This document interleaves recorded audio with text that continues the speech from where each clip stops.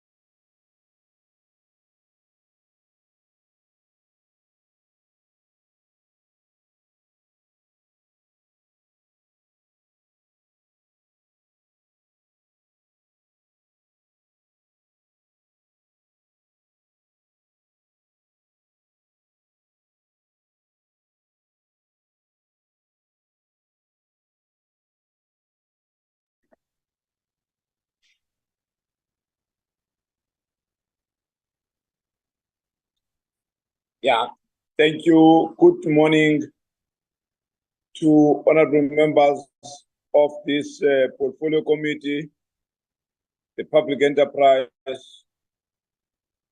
Portfolio Committee members, the Recording in progress. The Department of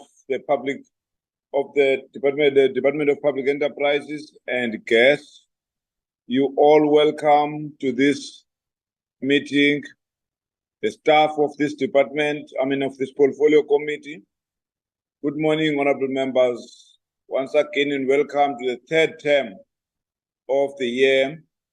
We haven't met for more than 2 months now, and there have been so many developments within our state, including our state-owned enterprises.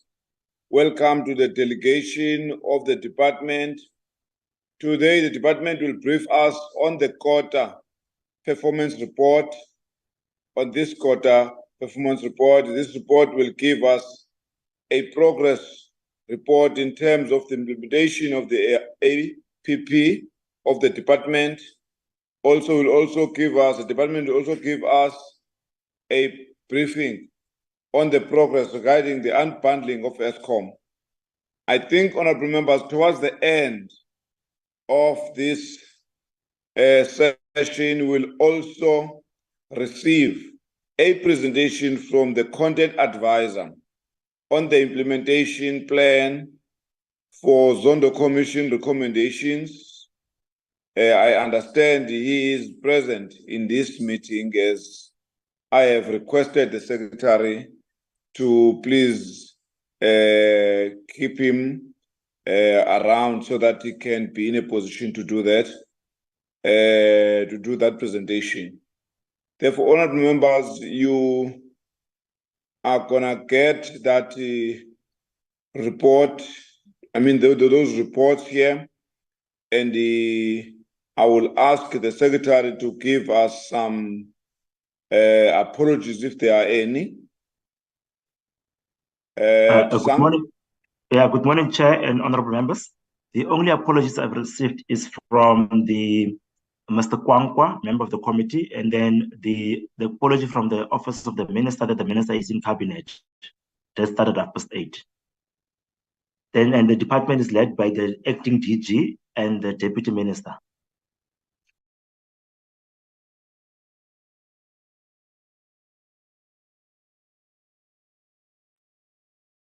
Thank you, Chair.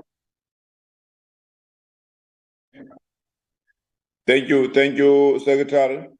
Let me take this opportunity to welcome the Deputy Minister and the acting DG and her collective. You all welcome to this portfolio committee for the public enterprises. Once again, I think so that we can be progressive Let us ask the Deputy Minister to do his overview, and thereafter we give to the department to make the presentation. Honorable Deputy Minister. No, thank you very much, Chairperson, and greetings to all members of the Portfolio Committee on Public Enterprise. It has been a long time since the recess of Parliament, and here we are back again to ensure that parliamentary obligations are met, and as side of government, we are here to account and then to present, as is on the agenda, the first quarter performance report 2023-2024 financial year. There's not much to then give an overview on, safe to say, because it's more an accounting exercise now.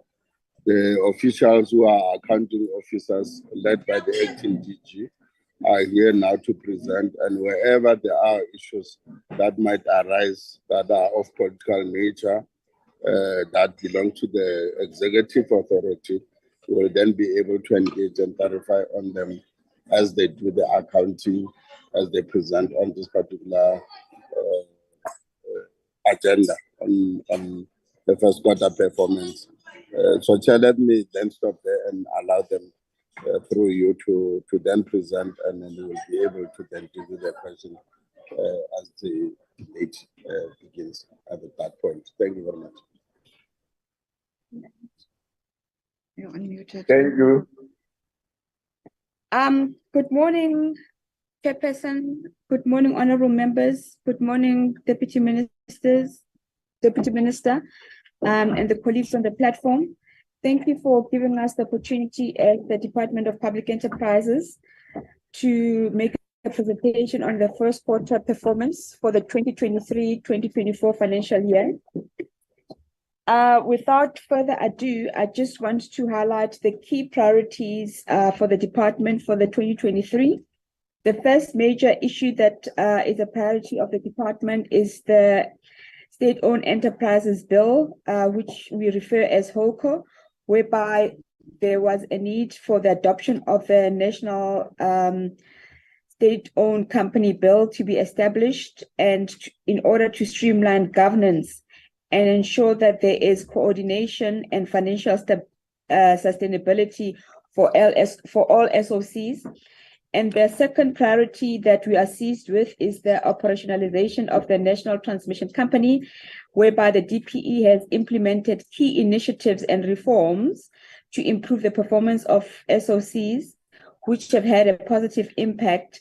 However, we do acknowledge that there's some ongoing challenges that we need to address. And the other priority that we are also looking at is the concluding of the Transnet roadmap. And in essence, the roadmap aims to repurpose, to redirect and restructure Transnet in order to improve its competitiveness of the freight system and also promote economic transformation. And the one other key priority that I think many colleagues on the platform are aware of is the Strategic Equity Partnership for SAA, whereby we want to ensure that there is a strategic partner for SAA in order to secure the financial sustainability and stability of the entity and ensure that there is long-term viability of the national carrier going forward.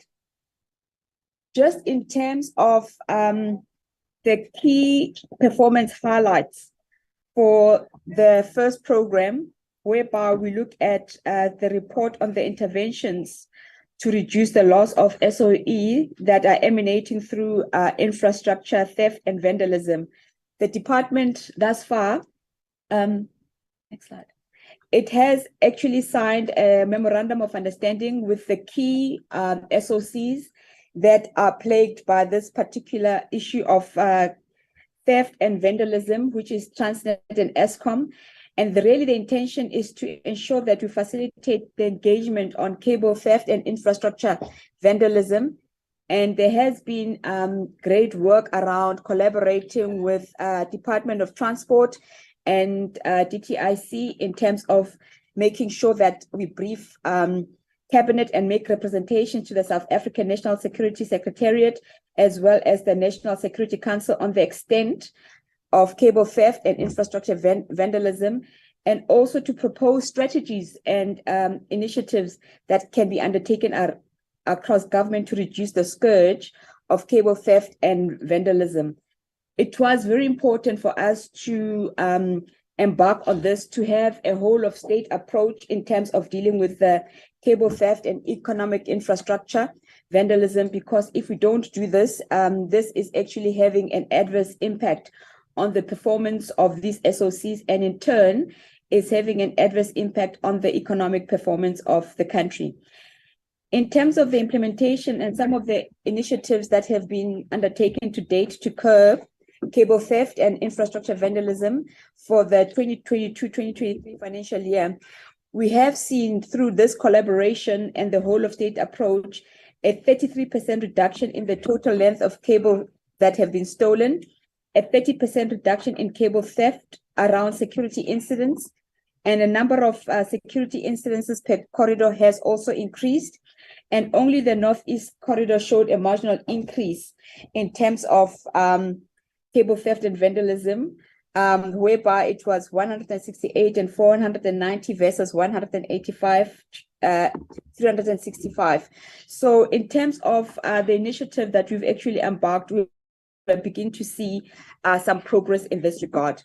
I just need to probably indicate that in terms of making sure that this initiatives gets the necessary impetus from the department, we continue to have quarterly meetings with the SOCs and also the security members of the respective SOCs to ensure that we are on top of this particular area, which is the reduction, to ensure that there's a reduction of cable theft and infrastructure vandalism that is associated with this.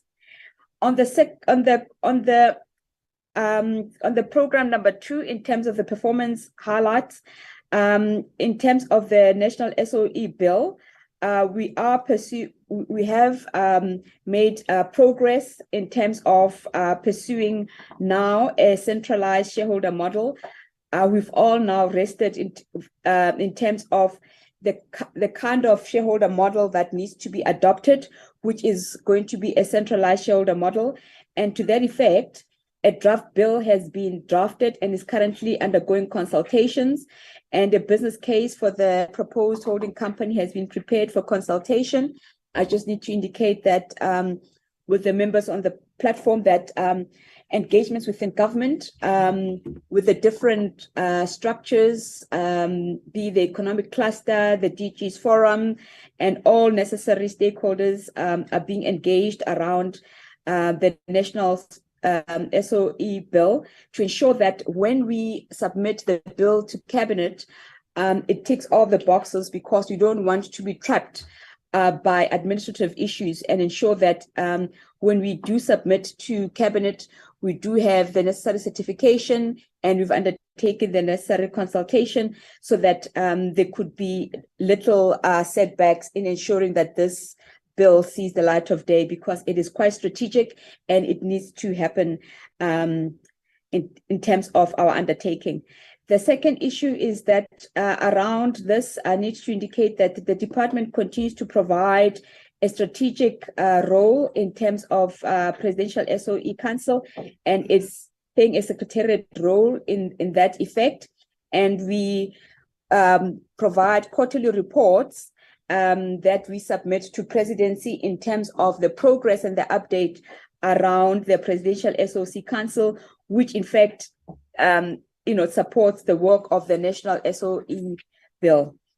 And the other progress that I just need to highlight in this area is that around the Eskom compliance with the conditions of the Eskom debt relief package, there has been broad consultation on the Eskom debt relief bill, and the bill has subsequently been passed by the National Assembly, and it was submitted to the NCOP for concurrence on the 25th of May, 2023, and it was passed subsequently, and National Treasury is currently finalizing the strategic conditions to comply with these conditions of the appropriation of the Eskom debt to ensure that the debt can be converted into equity. I just need to indicate that to this effect, the department on a quarterly basis and on a monthly basis, in fact, we continue to monitor some of the other conditions that are attached to the debt takeover of Eskom to make sure that at the end of the day, the debt is in fact converted from. Sorry, ma'am. I think there is a problem. The presentation is not moving. Ever since you started speaking, we just see this the presentation there and the first part, and it's not moving as you speak, so that people can be in a position to follow what you're saying. Oh, apologies for that. Maybe can you end the presentation? I'll take over.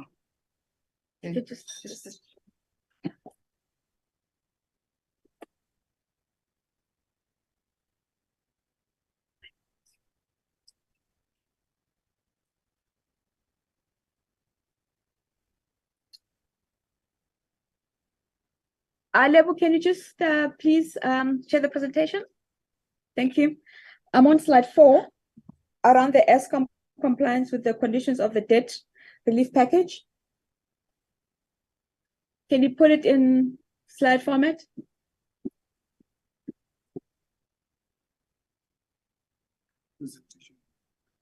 Presentation mode, please. It's on presentation mode, DG. Oh, thank you very much. On the Eskom compliance with the conditions of the Eskom debt relief package, like I've indicated that National Treasury is finalizing the strategic conditions of the Eskom debt to comply with the conditions that have been attached. And as a department, we continuously monitor the compliance with the conditions to make sure that at the end of the day, once the debt has been, the loans have been given to Eskom, they can in fact be converted into equity. So as the department, we continue to engage and monitor and ensure that on this particular Eskom debt relief package, the conditions that have been agreed to, they're being complied and adhered to by Eskom and ourselves. And in terms of looking at Q1, whereby we look at the increase of the participation of the DPE and the SOE in the district development model. We have institutionalized the DDM, which is a key requirement for national and provincial government and state-owned enterprises to support local government with capacity and capability to enhance service delivery. And there has been identification of district and metros with SOE footprint, whereby they play a very catalytic role, and the SEZs for participation has been done. And I need to indicate that we have begun to nominate senior managers at DPE who will be deployed to the different districts and metros in order to ensure that the district development model, it does see the light of day, given the fact that our major SOCs, Eskom and Transnet, have a national footprint, and therefore the presence of senior officials in the department to ensure that our SOCs in the different and metros, they actually do play a critical role around the DDM, and also they participate in the special economic zones to ensure that there's economic development around those areas. The SOCs are really critical in playing a part mainly in the delivery of some of the catalytic infrastructure projects that are in the various districts and metros, in order to ensure that there's job creation in the districts and the metros. especially with Eskom and Transnet playing a vital role in the delivery of the utility services and bulk infrastructure. The department further is providing support to both the minister and the deputy minister as the champions for the DDM implementation framework, whereby the minister has been assigned the Tshwane Metro in the Gauteng province by COCTA. Hello? Can I continue?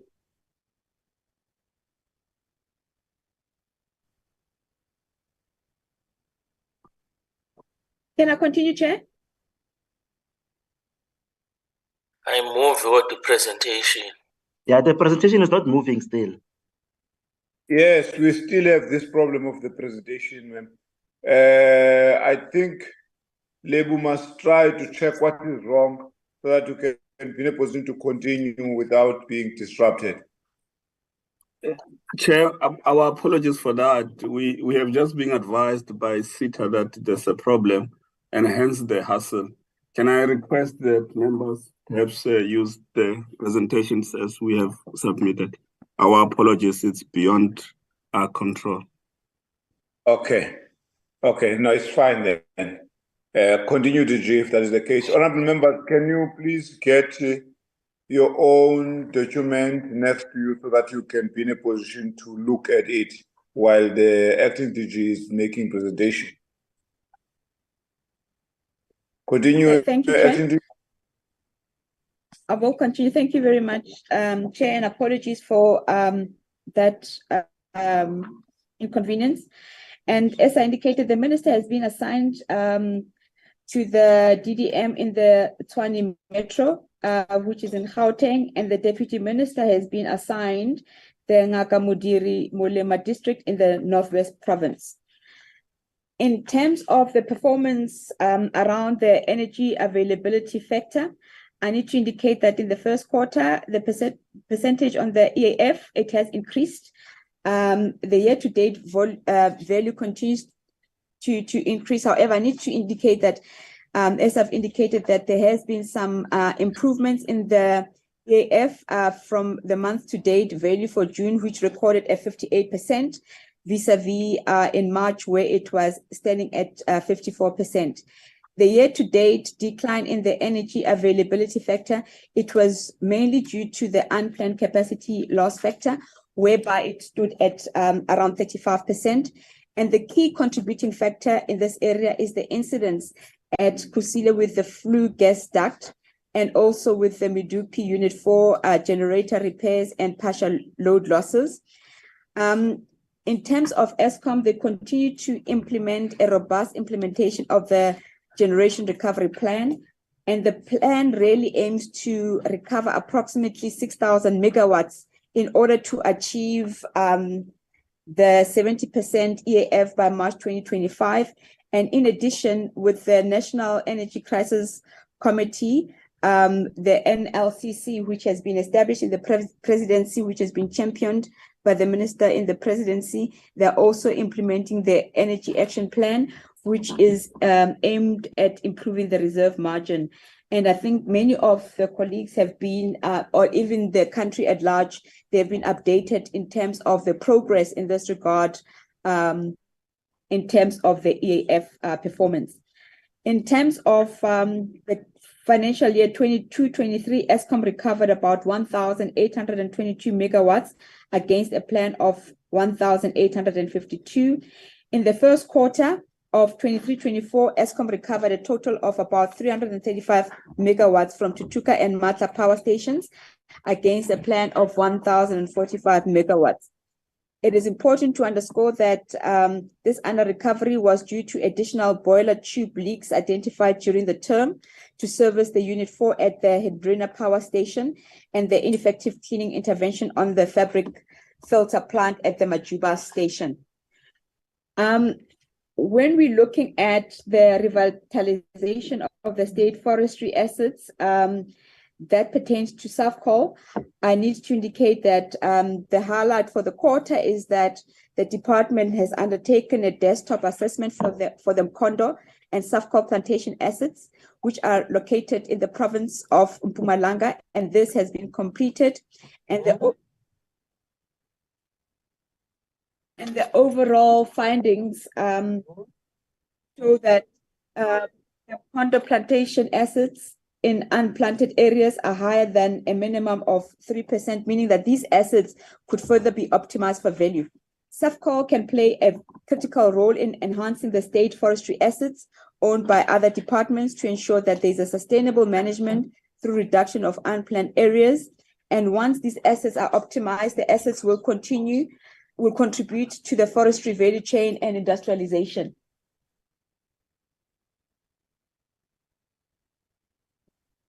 Just to provide progress on the restructuring of Eskom, as the colleagues would know that the three companies, which is distribution, transmission, and generation, it needs to be restructured. In terms of the progress thus far, the National Transmission Company of South Africa, it was established.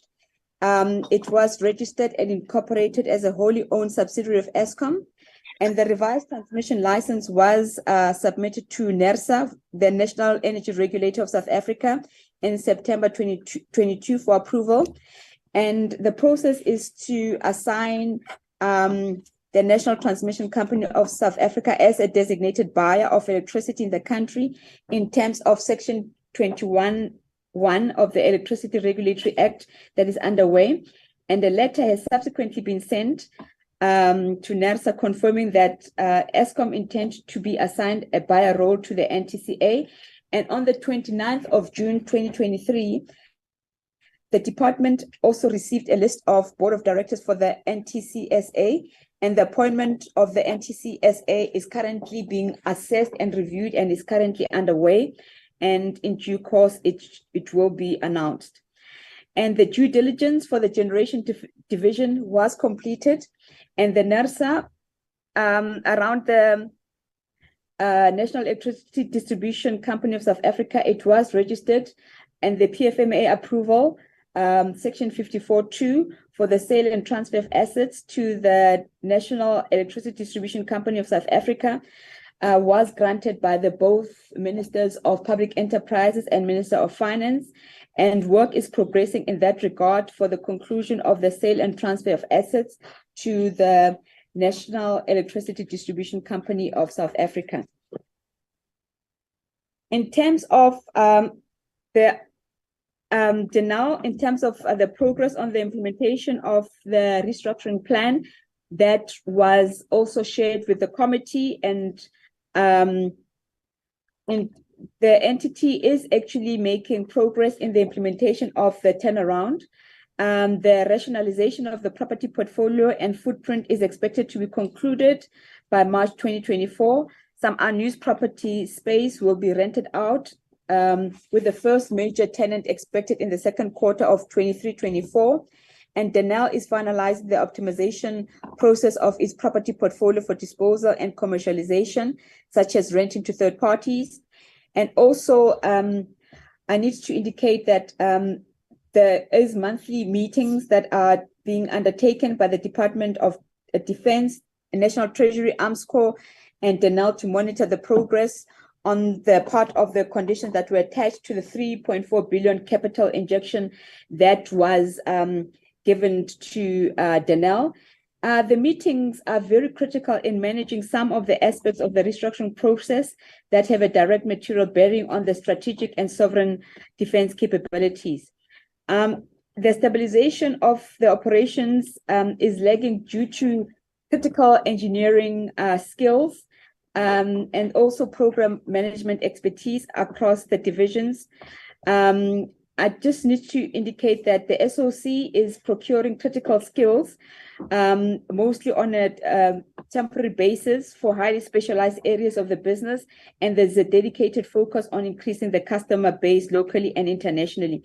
I just need to indicate that as a department, we are actively monitoring and making sure that on the implementation of the restructuring plan for Denel, we don't wait up until the end of the quarter, but just like we had this morning with the Denel team, they keep on updating us on the restructuring plan so that we monitor and track and trace the performance thereof and how far they are, and also how they are actually trying to ensure that in as much as there has been the recap that has been given to them, but they also now begin to execute on the order book and become they start implementing on revenue generating initiative.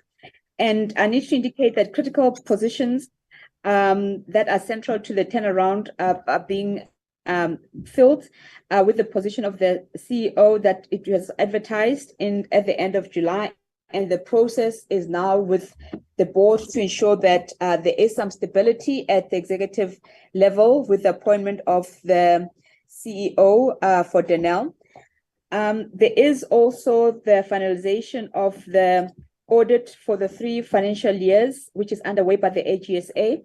And the reason now they're able to undertake the audit is that the recap went a long way in stabilizing and making sure that now the entity can now be audited with the recap, and also with the entity now being recapitalized, and we expect the audit to be finalized in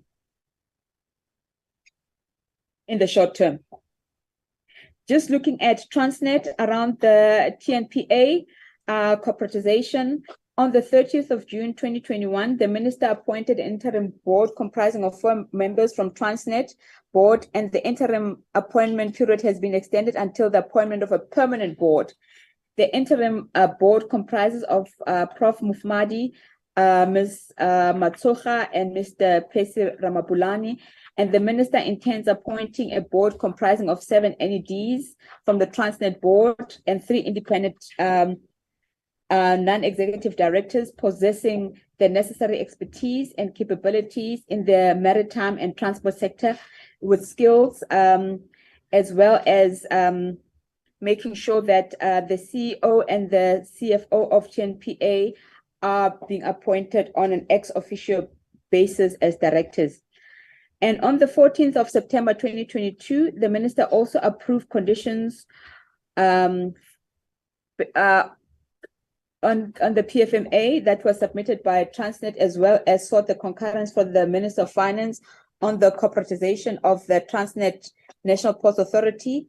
And in terms of this PFMA, there were some conditions which included that National Treasury be furnished with information in terms of Section 51(1)(g) of the PFMA, and there also needs to be an alignment with the TNPA Memorandum of Incorporation in terms of Section 14 of the National Ports Act, as well as the consolidation of the NPA financial statements with external auditors ensuring Transnet control, and also to amend the MOI to incorporate the TNPA to align with the Ports Act. Following the conditional approval of this TNPA, the publication for the potential candidates for the permanent board of NTA will be made, and this is under consideration. And the names of the board members will be approved by the minister in consultation with the Minister of Transport, and Transnet will then register TNPA as a subsidiary. Just going into the departments in terms of performance, I just need to indicate on slide 11 that there are some challenges in other areas, mainly in the communications unit, where the performance has been suboptimal, as well as in the energy and resources and transport and defense sectors. This is where Eskom and Transnet are at, whereby the performance in the first quarter, it has been for respectively energy and transport, it has been at 50%. And the desired performance, it needs to be at 85%. And we are actually undertaking corrective actions to ensure that the performance It's been improved, and interventions are in place, as well as in the communications unit. And I will elaborate as to what these challenges are in the next slide. In terms of the communications non-achievement of targets, it was around the interventions to reduce the loss of SOE infrastructure through the theft of cable theft and vandalism by the 30th of June. Additional information on the implementation of the interventions was subsequently consolidated from various stakeholders, and draft report is in place. And on the energy resources side, where there's Eskom, SAFCOL, and Elexco analysis of assets, the target for the revitalization of the forestry assets. And the progress in that regard is that an analysis of the forestry asset book assets took longer than anticipated. And to date, the information has been solicited and analysis has been finalized.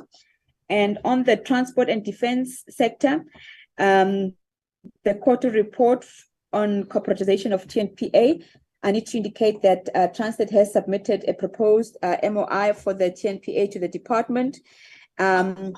The MOI does, however, require amendments to align with the Ports Act, and the department advised Transnet that the MOI needs to be redrafted to be consistent with the Ports Act, and to ensure that alignment, so that work is actually underway. Just in terms of the performance around the shareholder compacts around Transnet, there is a draft shareholder compact, and further discussions are required. And the reason why we require further discussions is that we know in terms of Transnet, given the issues of performance, there has been the Logistic Crisis Committee, which has been established by the presidency, which looks to remedy some of the operational issues that are in the freight sector. So that necessitated that the compact actually takes this into account to ensure that that work finds expression in the shareholder compact, and that is why there has been some delays in this regard. But this work will be completed in the financial year, as well as including the roadmap for Transnet. And on the Eskom, the shareholder compact has been signed. And on Elexco, the draft compact is in place, and the department is still applying the mind in light of the discussion of the future role of the state of the entity. I just need to indicate that the department has undertaken an independent study to establish what should be the future state of Elexco. We are currently assessing it. We have received the initial report that was socialized with the department, and now it needs to be taken to the board and formally then submitted to us in terms of establishing as to what the future state of the entity will be for Elexco. On Denel, the finalization of the compact is still under discussion, with the SOE undertaking to conclude the negotiations before the end of Q2. And the SAFCOL compact, I'm pleased to indicate that that one has been signed.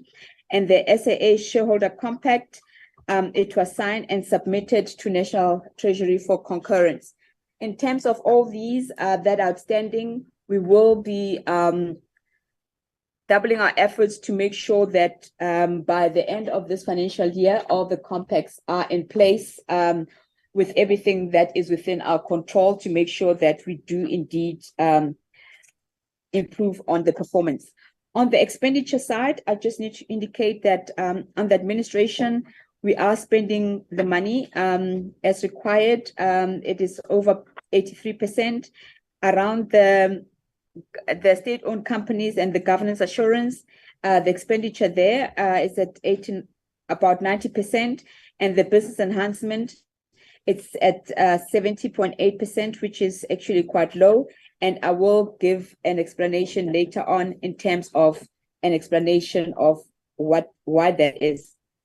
On the economic classification around the compensation of employees, we are sitting at 82%, goods and services, 79%, transfer and subsidies, there is nothing there, and the payment of for capital assets is sitting at 359%. So we are making progress.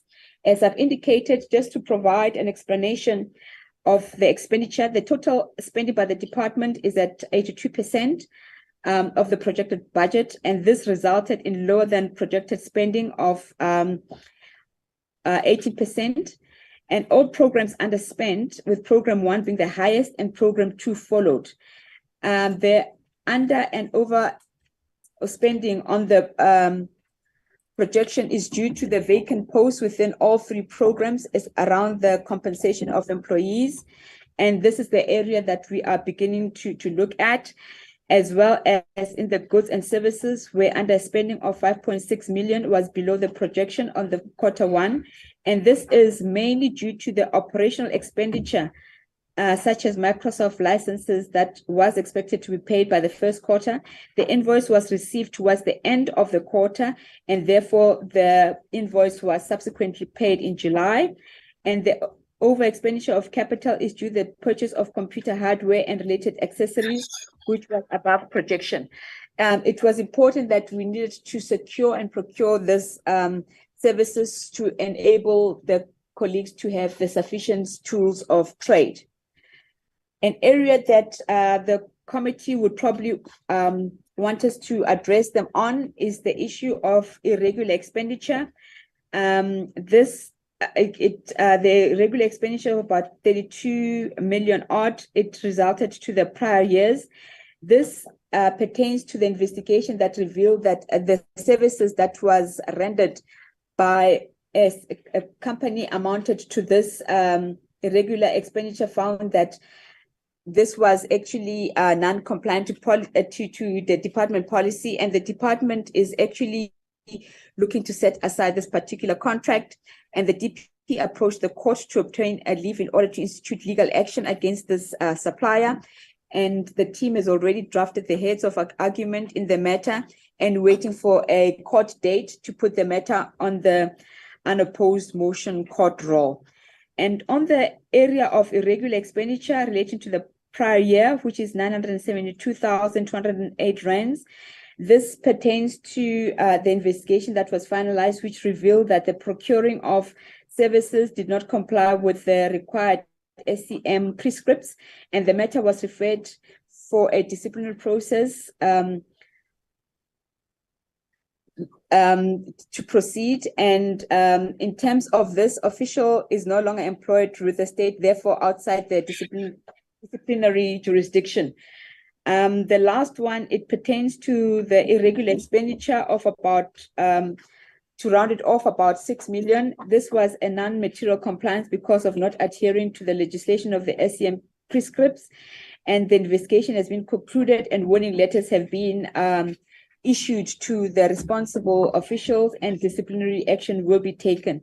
I think in terms of the irregular expenditure around the supply chain environment, we're looking to clean up that environment and strengthen it going forward to ensure that the irregular expenditure, it does not occur again, and corrective actions are being taken, and making sure that we strengthen the internal controls associated with this particular area. On the issue of fruitless and wasteful expenditure, it was an amount of 4,860. This occurred as a result of a penalty that was charged for booking a venue and not cancelling it on time. And in that effect, disciplinary action and steps have been taken and referred to the ethics committee to decide on how we can recover this fruitless expenditure. Just to give the committee some interventions and priority areas around the issue that I highlighted, that around the HR with the filling of vacancies. HR has provided a strategy that was approved to reduce the vacancy rate within the department, and this is there is continuous monitoring. We have identified posts that had to be unfunded as part of the baseline reduction, and also in ensuring that we fill the vacancies. We are actually using a two-pronged process, whereby we follow the normal processes and whereby we don't get the necessary people who apply for the positions, then we undertake a headhunting process for the appointment of critical positions and identifying and making sure that those priority posts are filled, and we finalize the recruitment processes as soon as possible, and also ensuring that we don't compromise on fulfilling the mandate of the department. Additionally, we are also appointing people additional to the establishment, given that the recruitment process it actually takes long. So we put people on a short-term contract to ensure that the mandate of the department, it is not compromised. So in that regard, we have made advertisements, and we've also gotten people to ensure that as a department, we go back to ensuring that we reach the target of 85% performance in that regard. I think that's what concludes the presentation, and I do have the senior managers of the department who are also will be able to take questions from the portfolio committee for further clarification and elaboration. And I thank the committee for affording us this opportunity to present on the first quarter performance of the department. Thank you, Chair.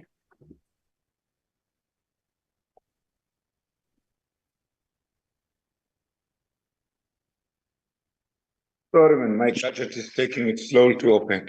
Honorable members, that is the presentation from the Department of Public Enterprises. And now is the time to engage the presentation. And we've got one way of speaking. We'll just give honorable members accordingly. We will start with the Honorable Sibusiso Kumede, and then followed by Honorable Kachalia. Can you go accordingly, honorable members?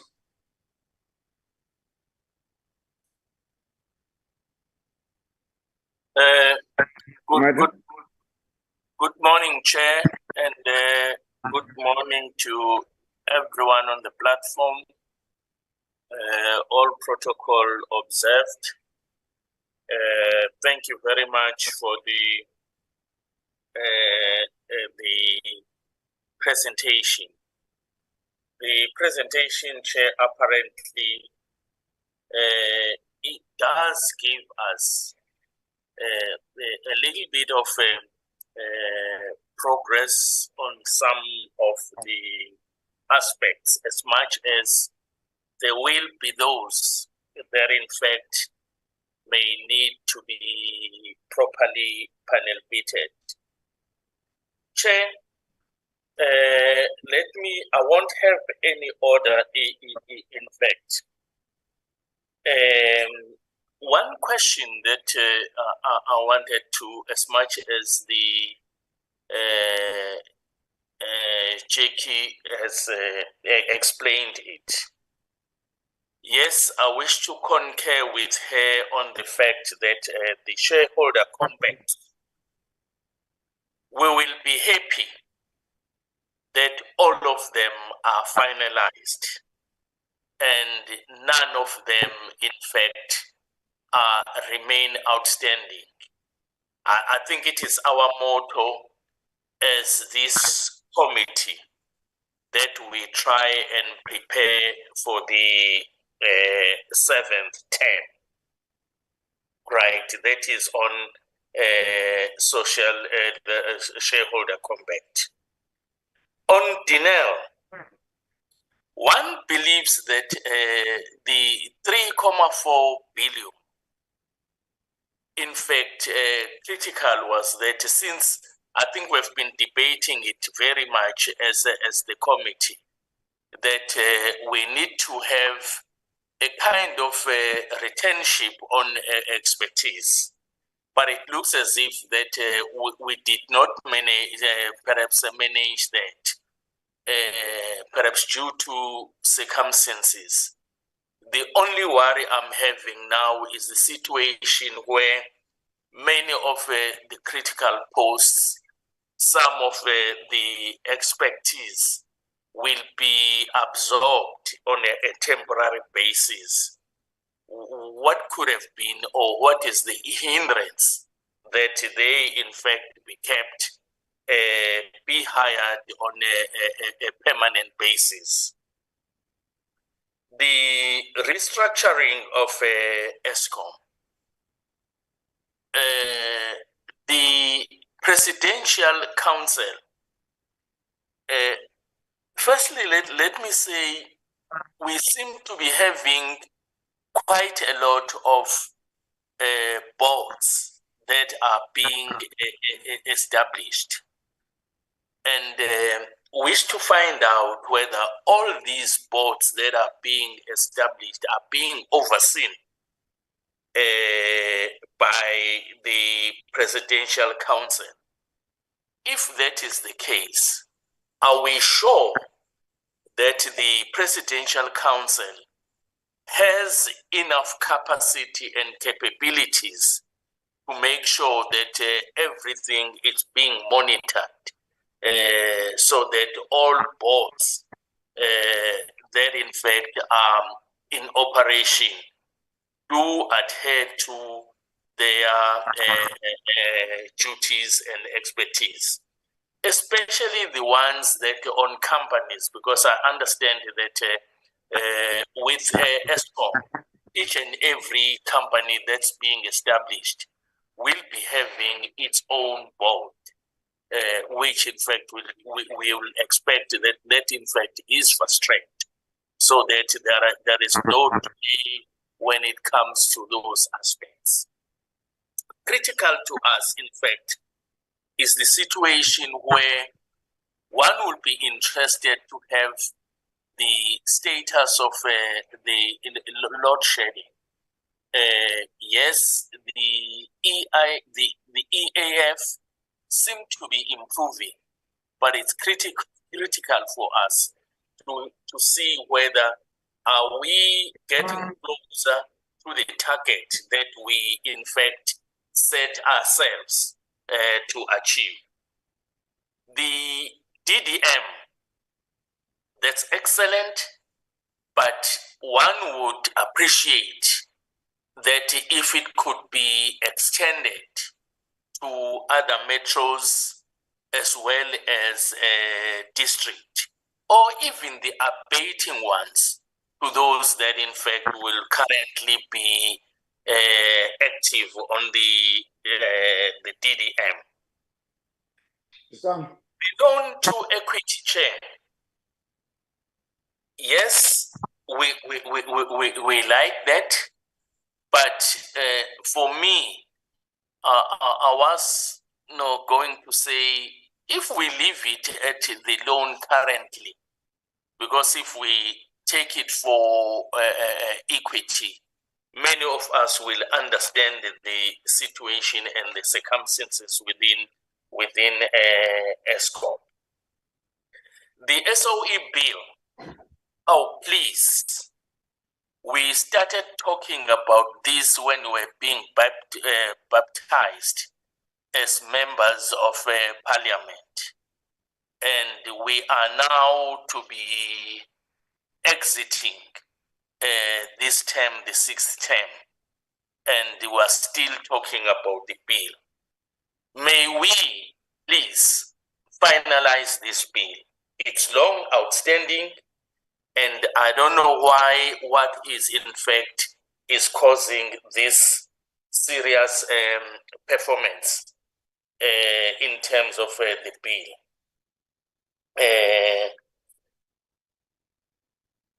Chair, let me, okay, the other thing that in fact I wanted to confirm is the opening, Chair. It looks as if our portfolio meeting clashes with cabinet, and for us it's very critical that the minister is present when we're discussing this, because it's critical for us that the minister is in a position to explain some of the things. The Tinel as well, the land issue. Yes, if there is land availability, be put on perhaps a rented agreement. However, we want to see Tinel going back to its original status, that it becomes the Tinel that we know. We don't know how long, whether it's the land on lease or it's just a perpetual renting that cannot be defined. We'll be interested to know all perhaps all that. The report that the Presidential Council prepared. Yes, let's say if we may have a view on the report be seen by the committee, we will appreciate that the report is seen by us and we have a sight on the report. Chair, let me wait there and thank you very much for the opportunity. Thank you, Honorable Kumede.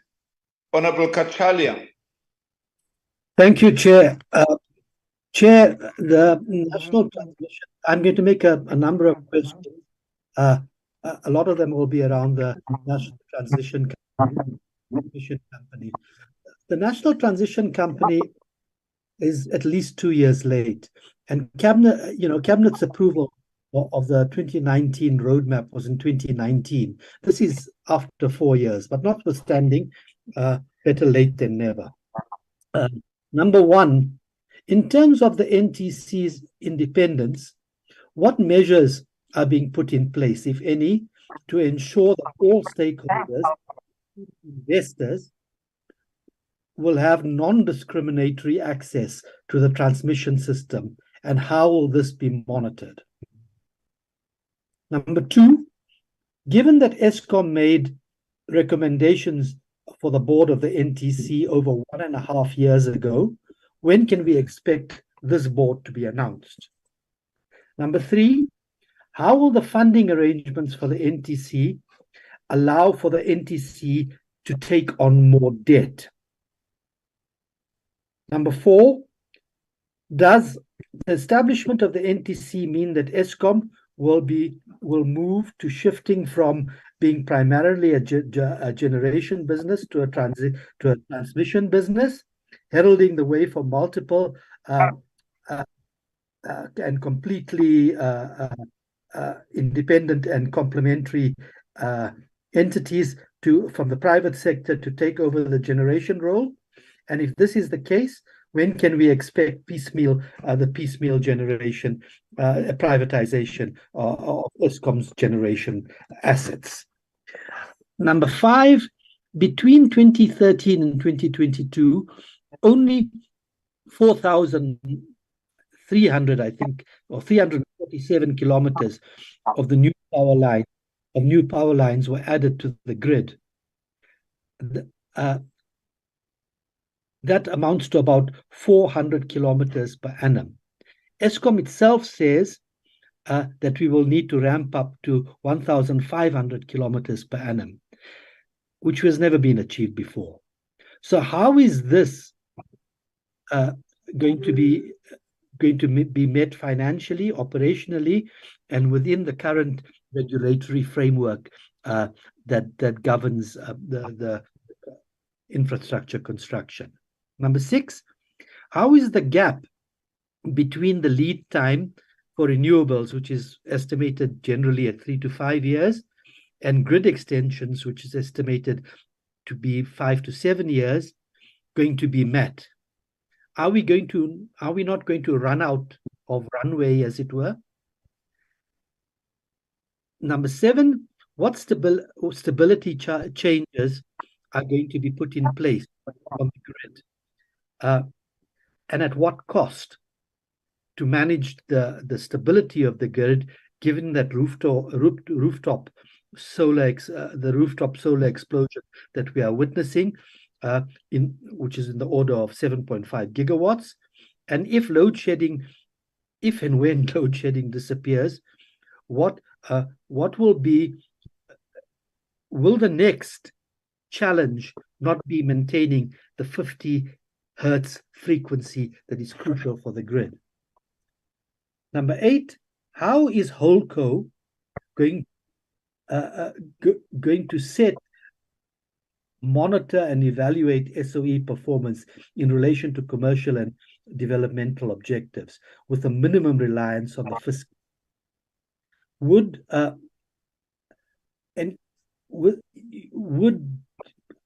the development of a capital structure to ensure profitability and sustainability, would that be on the cards? And given that we have failed to do so in the past at an individual level in the SOEs, how are we going to address this?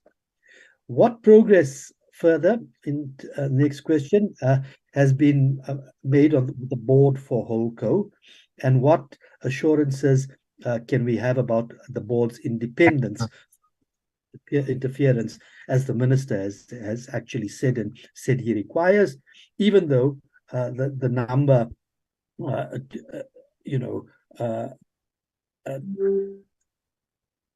anyway, can we have that particular assurance? And then, in line with this, when can we have sight of the shareholder compacts which have been signed? We've asked for this repeatedly in the past. It's never been given particularly to us. I think we need it now. What about progress on, in terms of SAA, the progress on the strategic equity partner and the 3 billion that has been promised?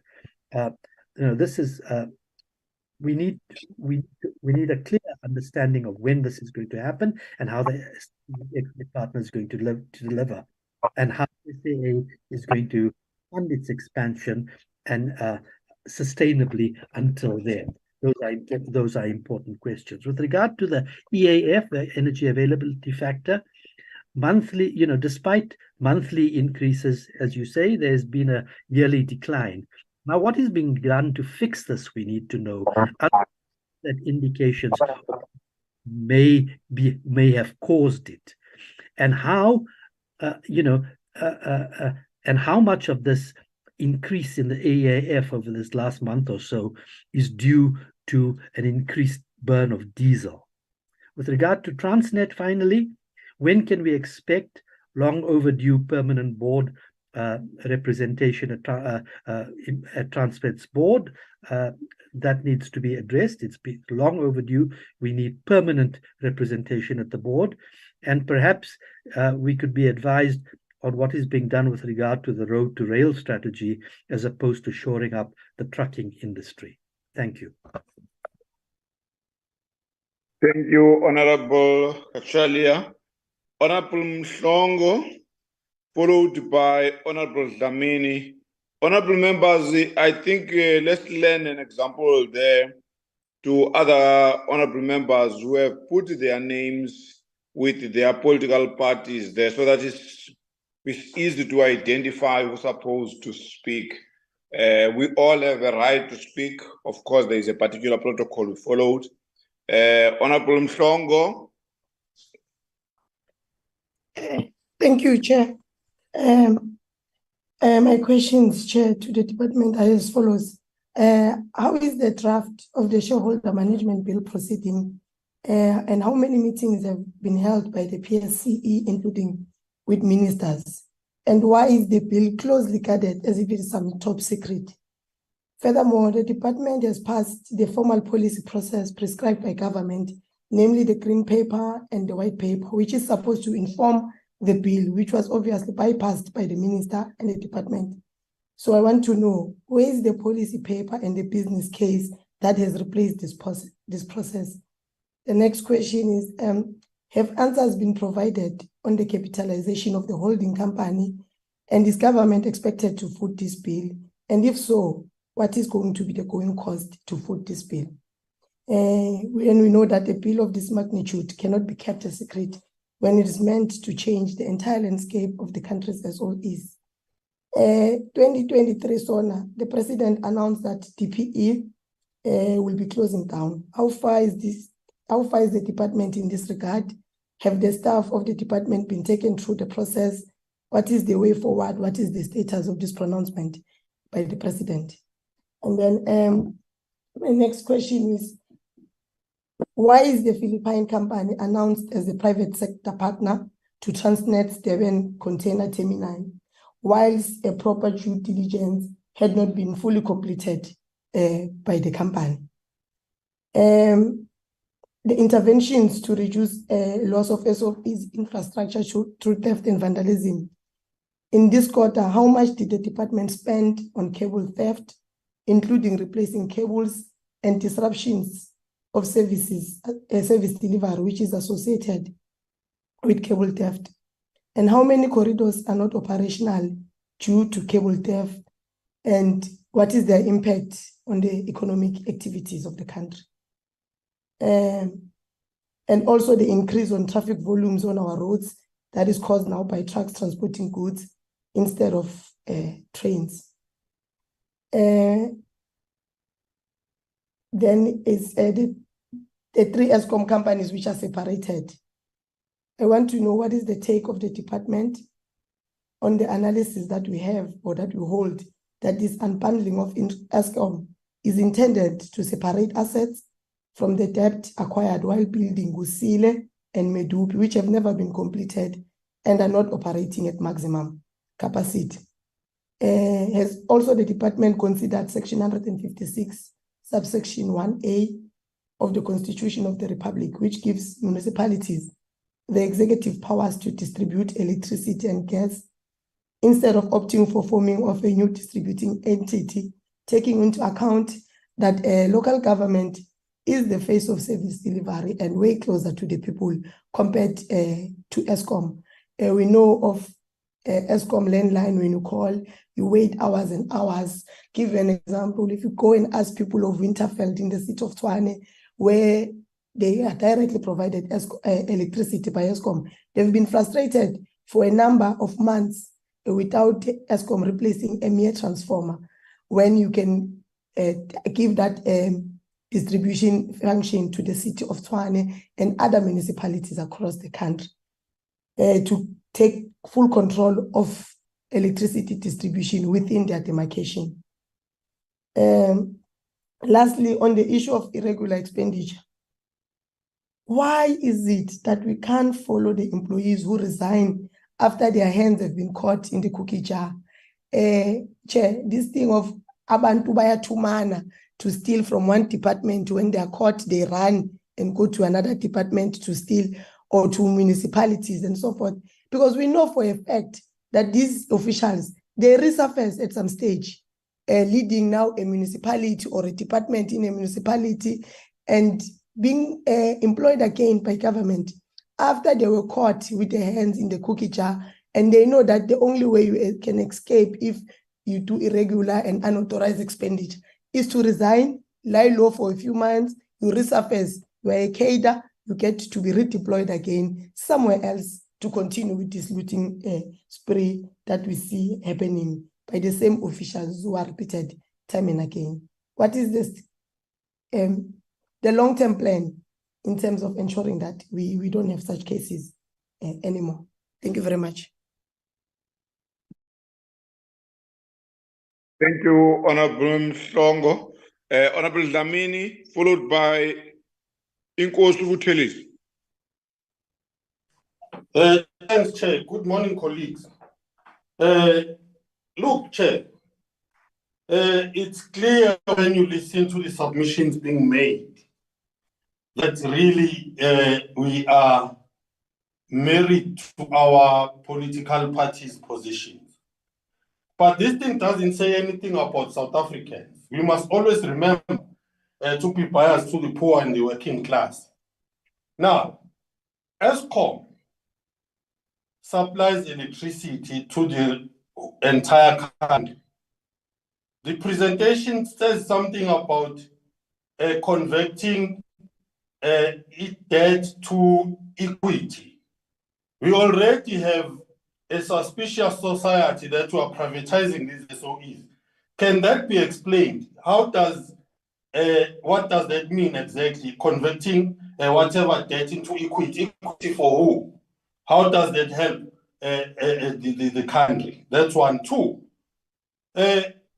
all these interventions that we are trying to do, if we remember, Chair, Eskom's major problem is that we are not generating any revenue from what we are producing at Eskom. Meaning we have more people who don't pay for electricity than the people who actually do, which has a direct impact now on the liquidity of Eskom, which is why government has to intervene from time to time. How are these interventions going to address that part of making sure that people actually pay for electricity outside of creating space for the private sector to sell renewables to government? But that does not necessarily benefit the entire country, and Eskom in particular in terms of its own revenues. That's two. Chair, if you look at Transnet, they are far advanced in terms of creating space for the private sector to participate. The question still remains, if Transnet is not profitable, why would the private sector be interested in investing money into Transnet? What is it that the private sector is going to do to make sure that Transnet is profitable? And what does it say about job security for the people employed at Transnet? We need to be also taken into confidence in that regard, because if we are going to be engaged in an exercise that is going to lead to job losses down the line, then we'll have a problem with the workers of this country. Because once people are unemployed, it puts pressure more on our government to provide for these people. So we need to be able to balance these things. I think I'll stop there, Chair. Thank you, Honorable Lamini. Inkosi Buthelezi.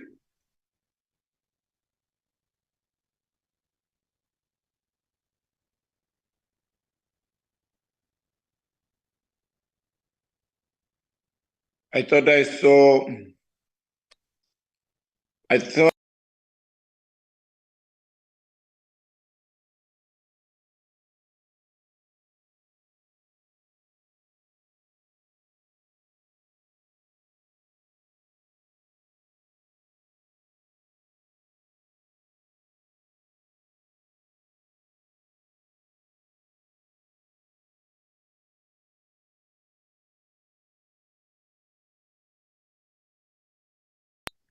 Honorable Piri. Okay.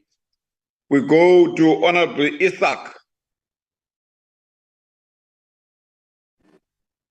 Good morning, Chairperson. Good morning, colleagues. Thank you.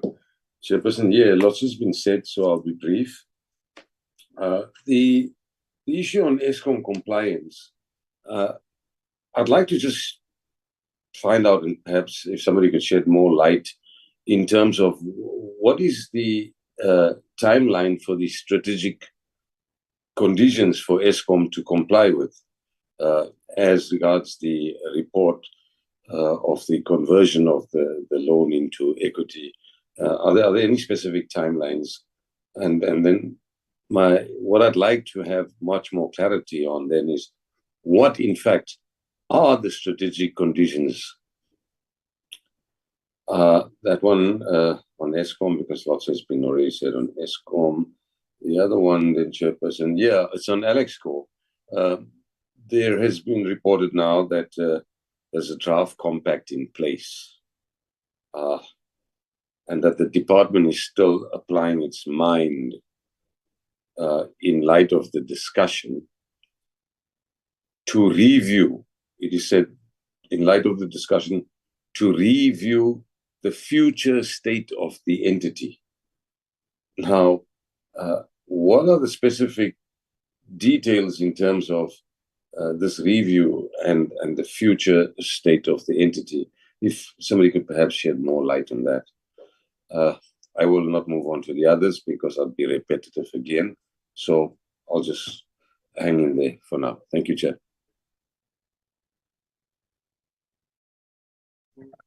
Honorable Isaac, let me go back again to Honorable Elfas Buthelezi.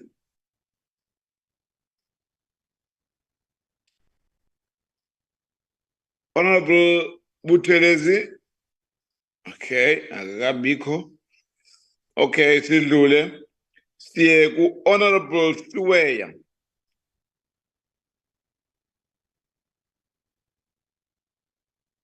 Honorable Siweya. Morning, Chair. Good morning to the colleagues from the department and everybody on the platform. I don't necessarily have any question, Chair. Thank you. Okay. Siye ku Honorable Malinga.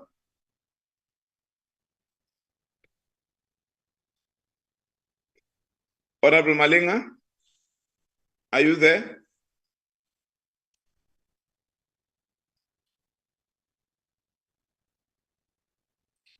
I do think I saw Honorable Malinga here. No, Chair, I think she's boarding now. She's not in the meeting. Okay. Okay, thank you.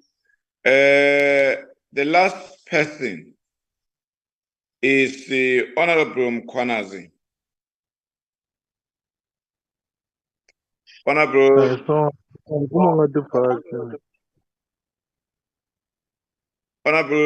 Chabu Mkwanazi. Thank you, Chairperson. Greetings to yourself, honorable members, DPE, led by the Deputy Minister.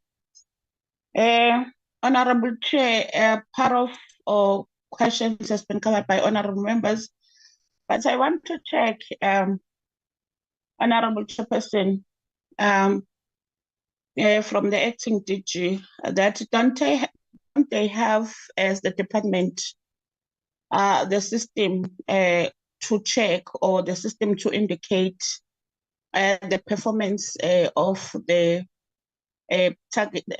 performance targets before the end of the financial year, to show how far the targets are performing before the financial year, because the report of their performance targets is really not satisfactory. So don't they have a system during the year to check the performance of their targets?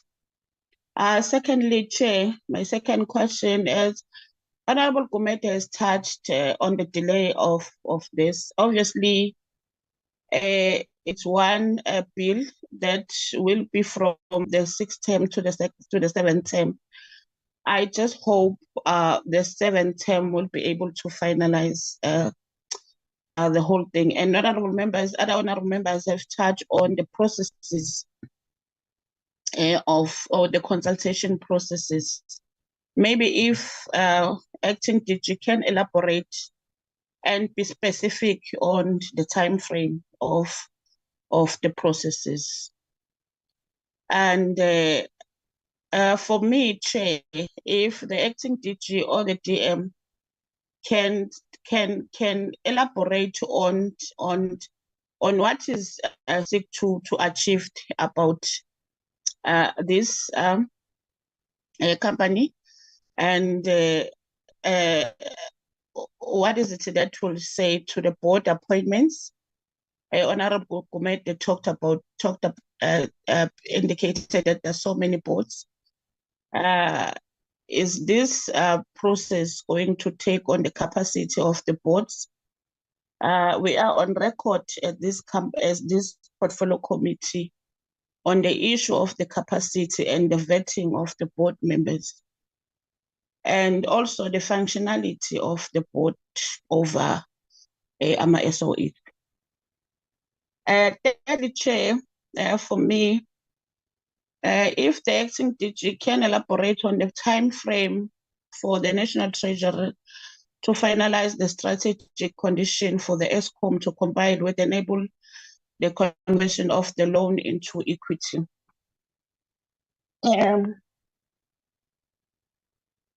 Fourthly, bear with me, Honorable Chairperson, where I was writing, it was just deleted.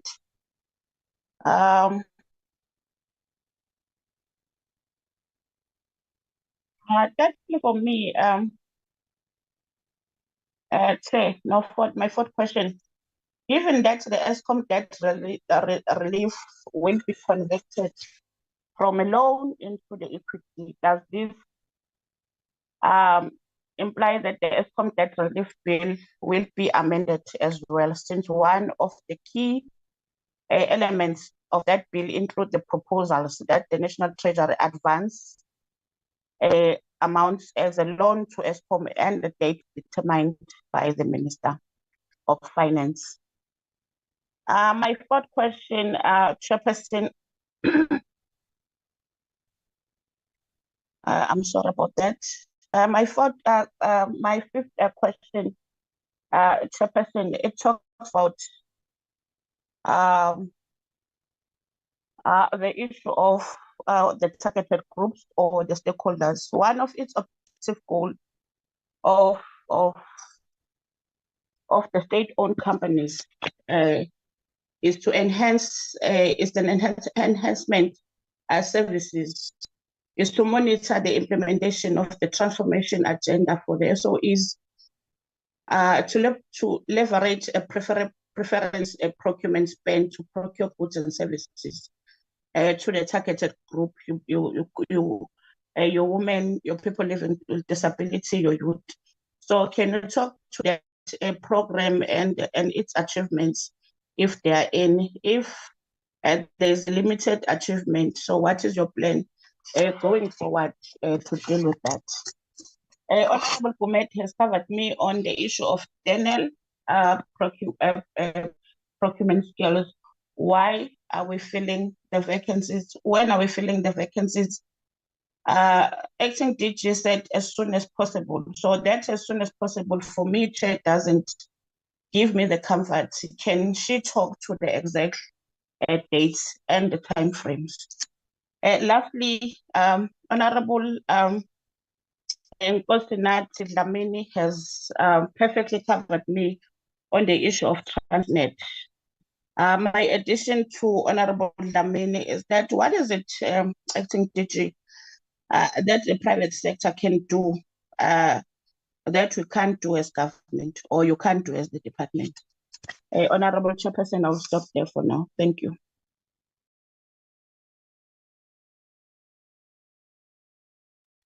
Thank you, Honorable Mkhwanazi. DDG, we are going back to you to respond to those questions.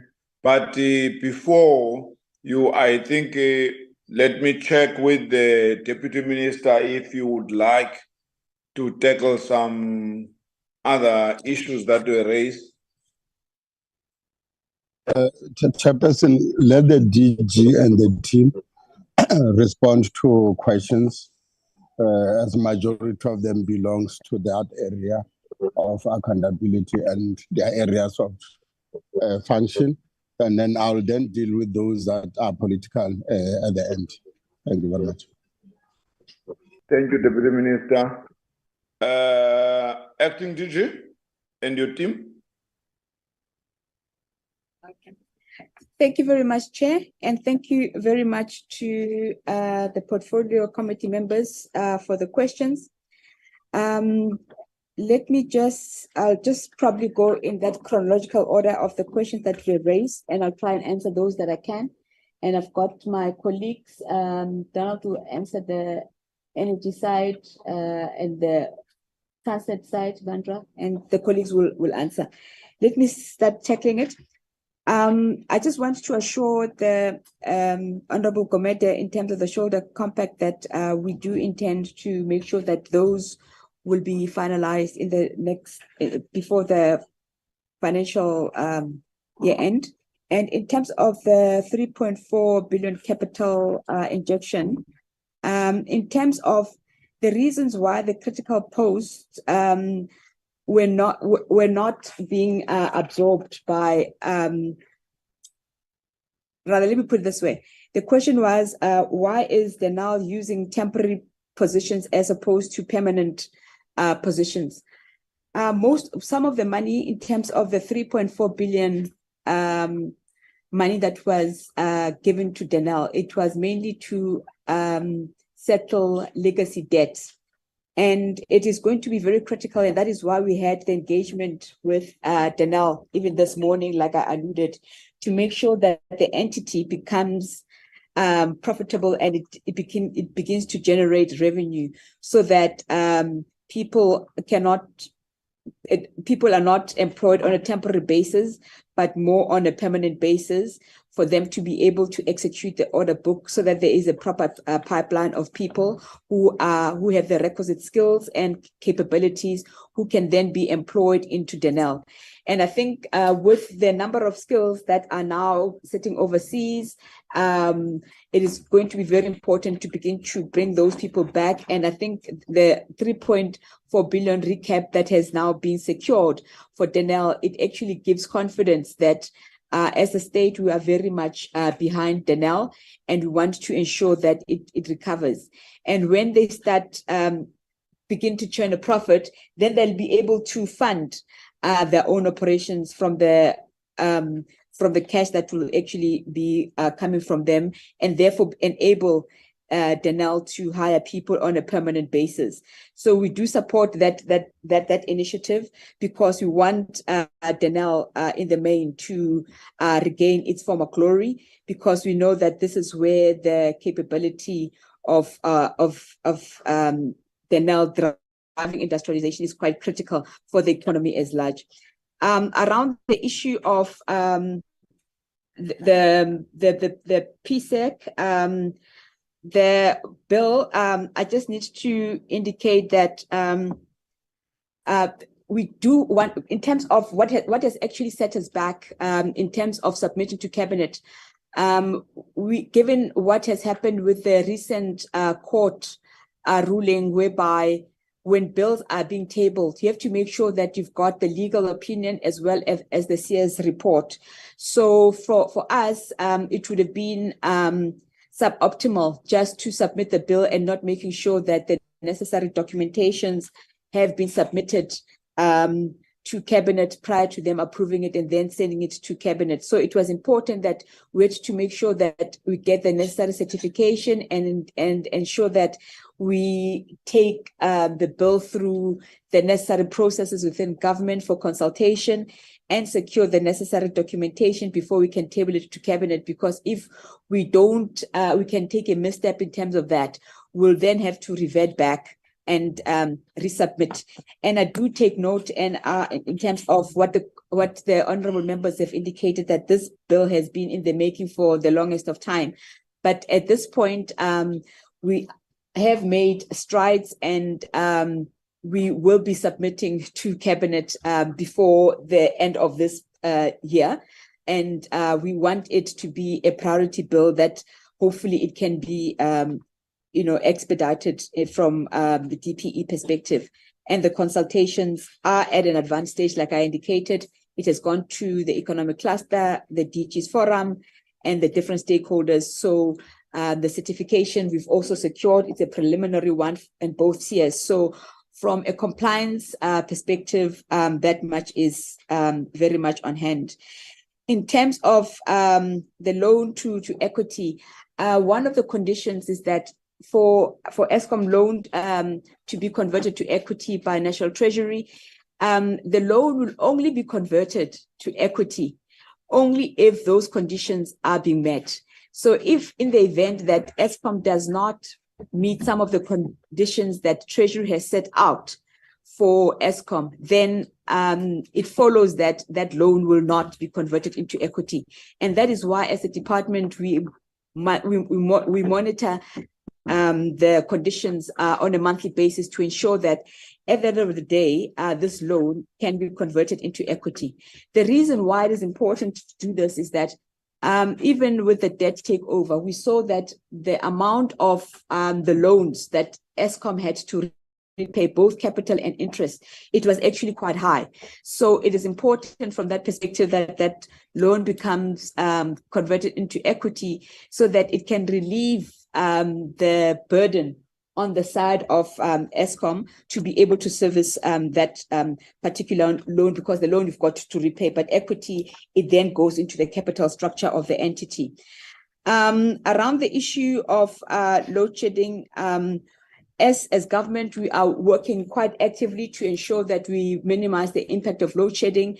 And I just need to indicate that we have made strides.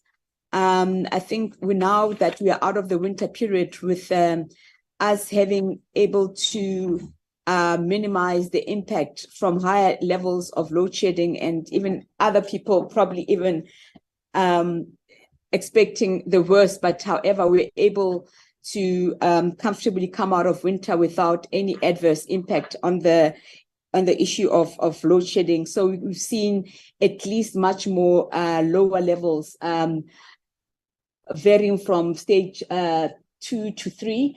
But in the main, we are working very closely in terms of that. And also as government, we are also making some interventions around the issue of demand side management, whereby we encourage people to switch off appliances during peak hours so that we can make sure that we minimize the impact of load shedding.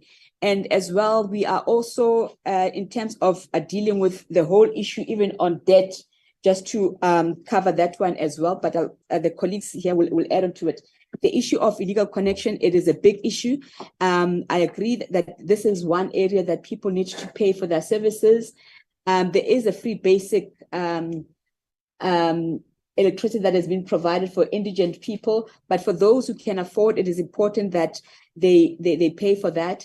And we need to ensure that there's an aggressive rollout of active patterning or rolling out smart meters so that people pay for the electricity that they consume. So that will actually go a long way in ensuring that even the entity, for people, for the services that they consume, the entity is then able to get the amount of money that they need.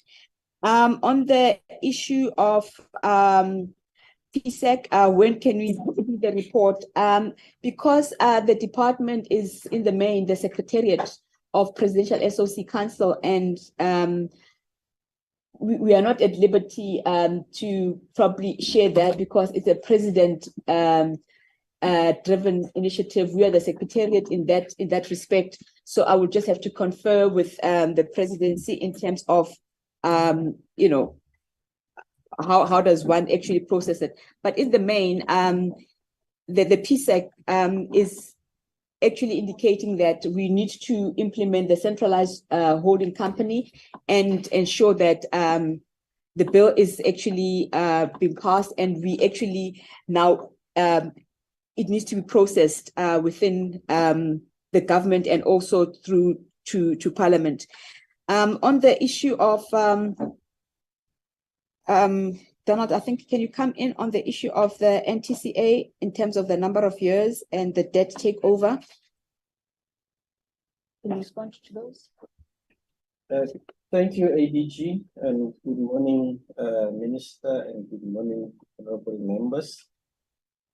I'm going to be responding on the delays associated with the restructuring of the transmission and the debt allocation part of.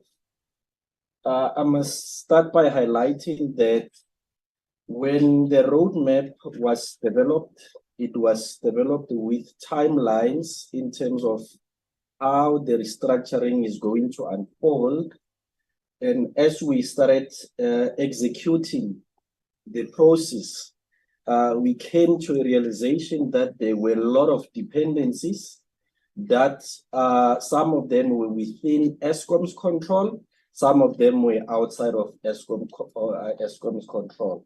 As a result, the delays that you see Some of them are associated with those dependencies that mostly are outside of the entity's control. So with the transmission, the aim was to have the transmission company legally separated by 2022, December.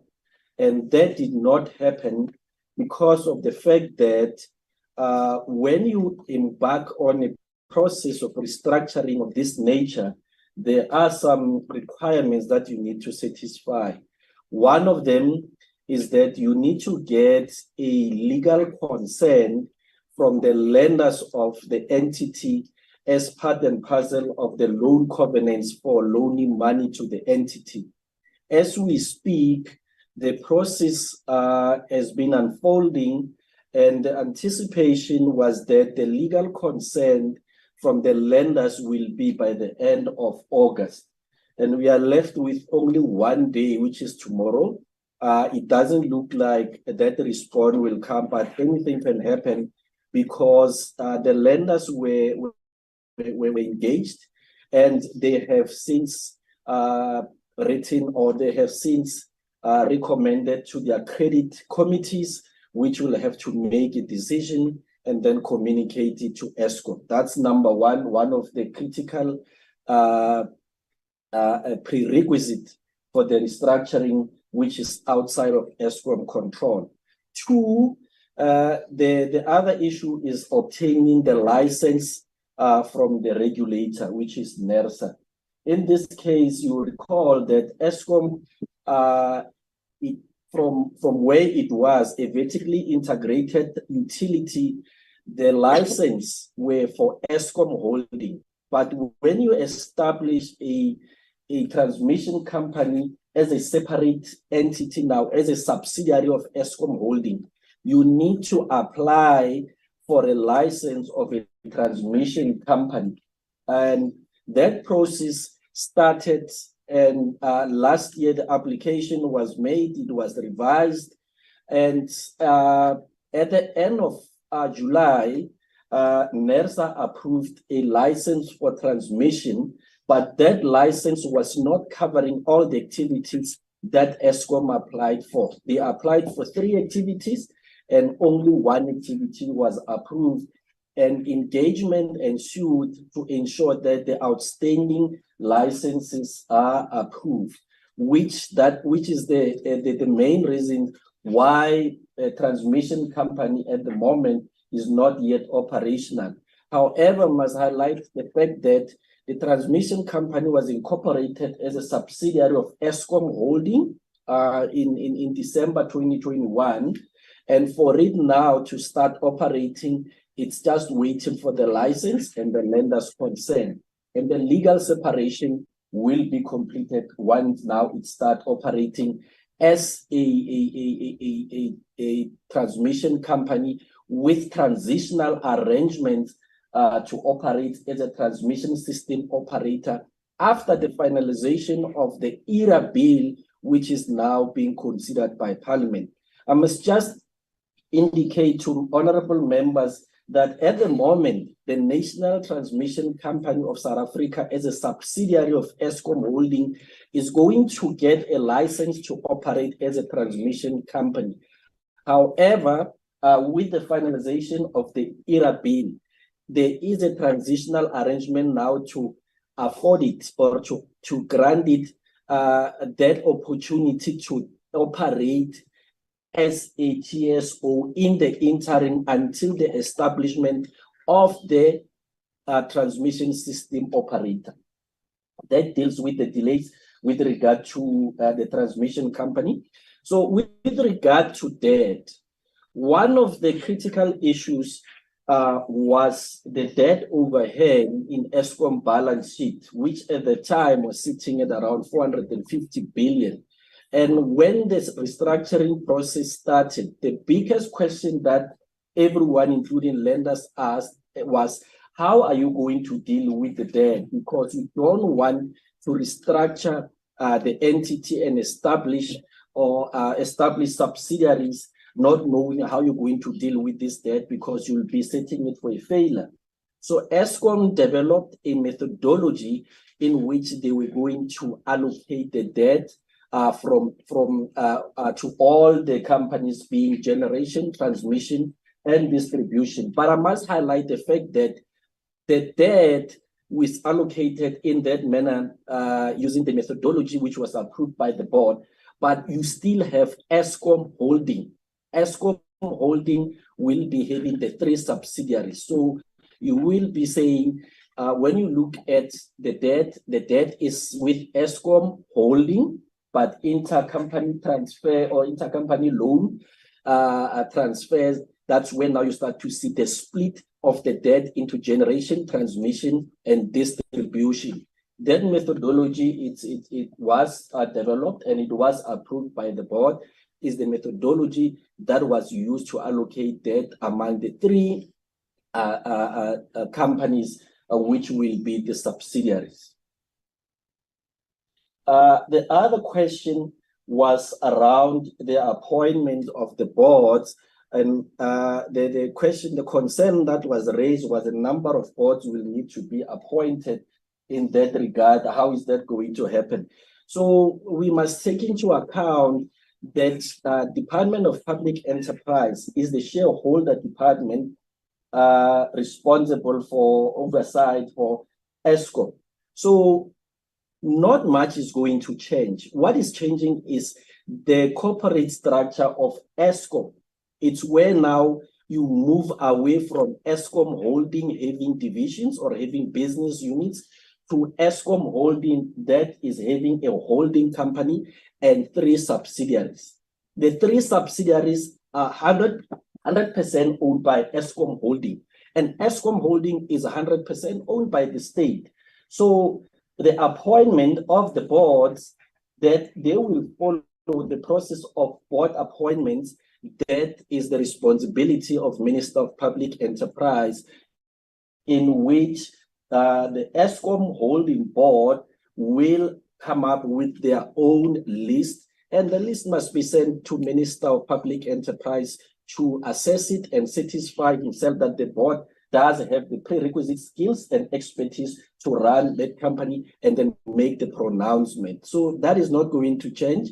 It's the appointment of the board is still going to be with the shareholder department, being the executive authority, being the minister responsible for the appointment of the board.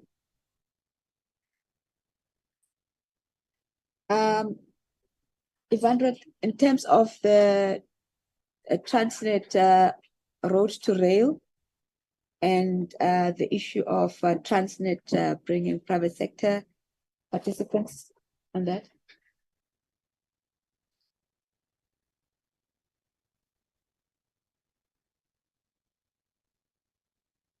No, thank you, DG, and morning, DM, honorable members. On the road to rail, members, I think it's important for us to just reflect that, yes, Transnet's volumes, rail volumes have been falling over time, but principal reasons for this relate to ongoing shortage of locomotives, the deteriorating quality of the rail infrastructure, and the levels of cable theft and vandalism, which still remain high.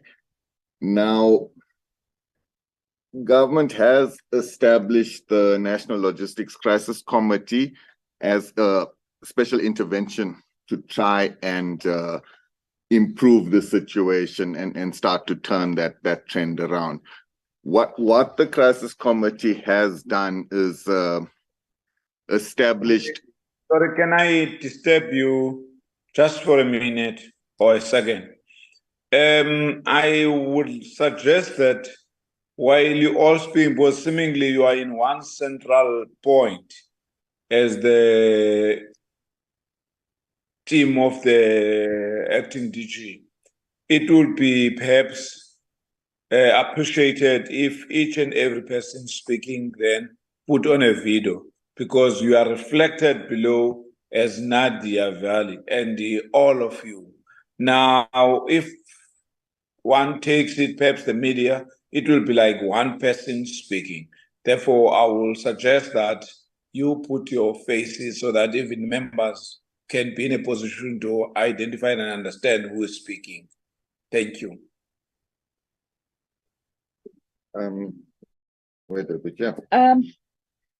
Chair, we're going to ask our IT to assist us. Will it be possible with the? Can you just connect? Because we had connectivity issues, so we're just trying to be cautious so that we don't lose connectivity. But our IT guy will assist us, Chair.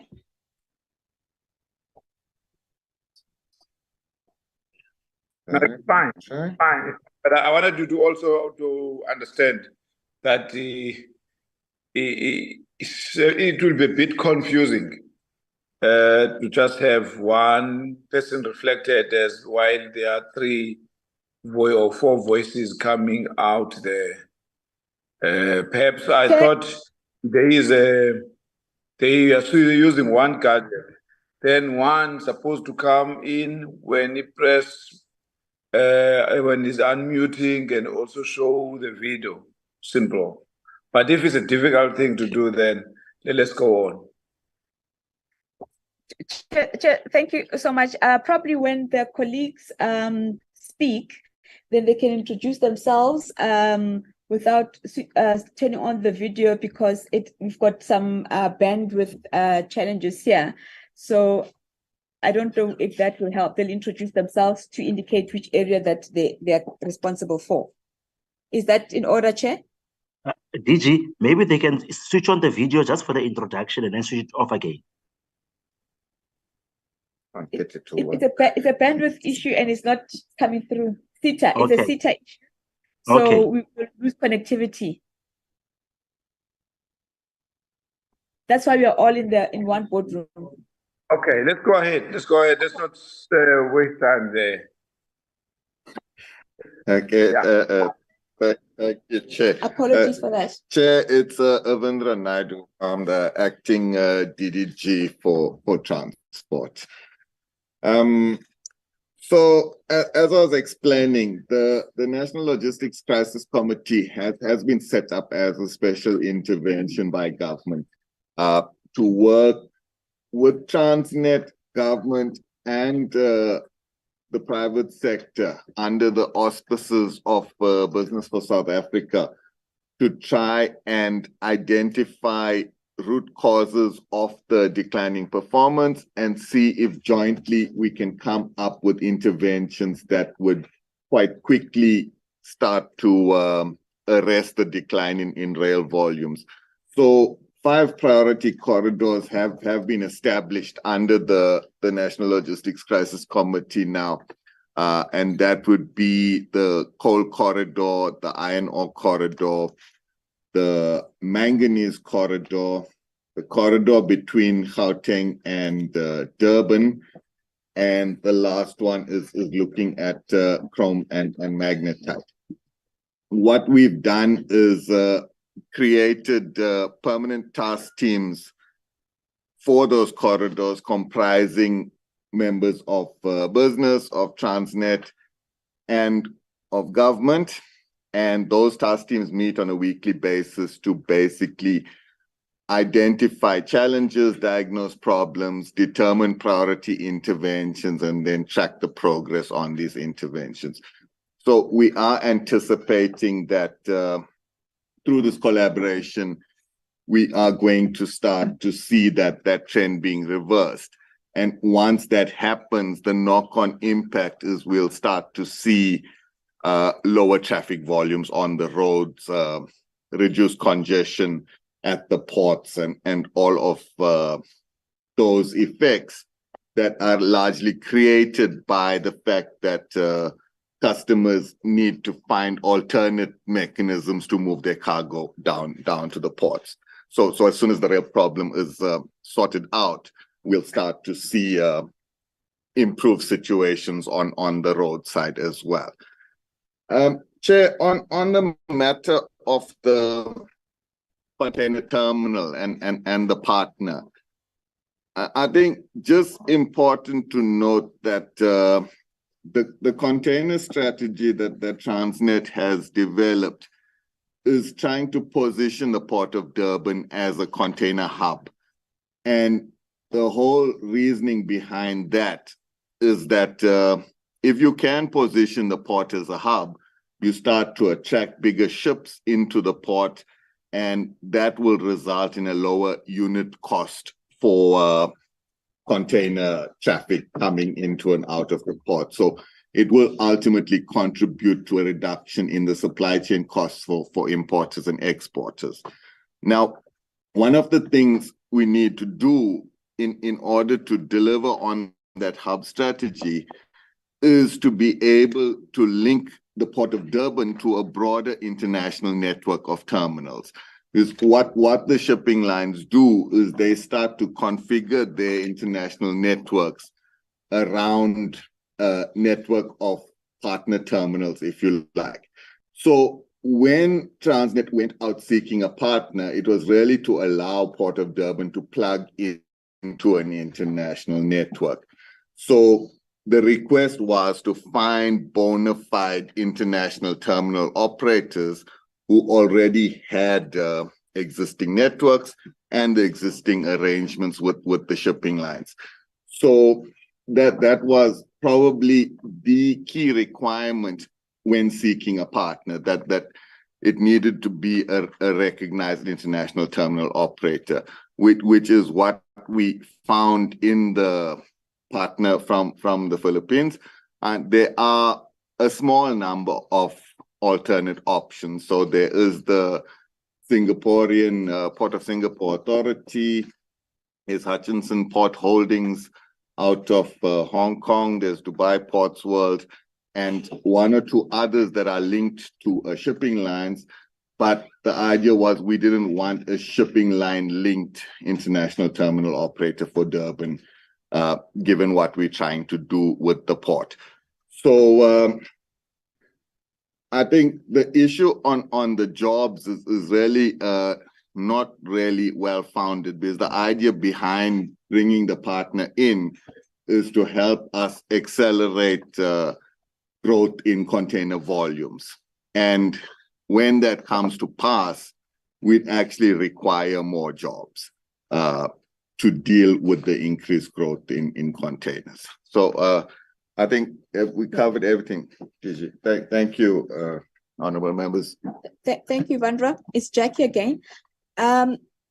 Just to respond to some of the questions that Honorable Kachalia asked in terms of the progress of the SEP, the procedures and the clear understanding and where we are at, I just need to indicate to the honorable members that given that we have been given the thumbs up or the approval by the Competition Tribunal, the next step now is to go to the Air Services License Council. We do have a project plan that we continue to monitor to make sure that in terms of that which needs to be done from a regulatory processes is actually done and dusted, and then we can have the final transfer of shares and to the new equity partner. And the other question that was asked by the Honorable Kachalia as well around HOCO in terms of how are we going to reduce the reliance of these entities on the fiscus and ensure profitability. The premise around HOCO is that we want these SOCs to be commercially viable and sustainable and not be a drain on the fiscus. And for those that needs to be restructured, they must be done so and stabilized and then moved into HOCO, so that given the constrained fiscus, we don't burden it anymore. But with the work that we've done around the business case and also doing the pro forma indicative numbers, it is going to be profitable, and we don't want any of these entities to be dependent on the fiscus. So they must be run on commercial basis and with clear KPIs and KPAs that are measurable to ensure that they even begin to deliver a dividend, like one of our entities, Safco, that was able to declare a dividend to government of 1 billion. So that is the 1 million, apologies, not billion, apologies. So that we get a return on shareholder value. So that is the premise and the idea behind the way we want to undertake these entities. On the other areas,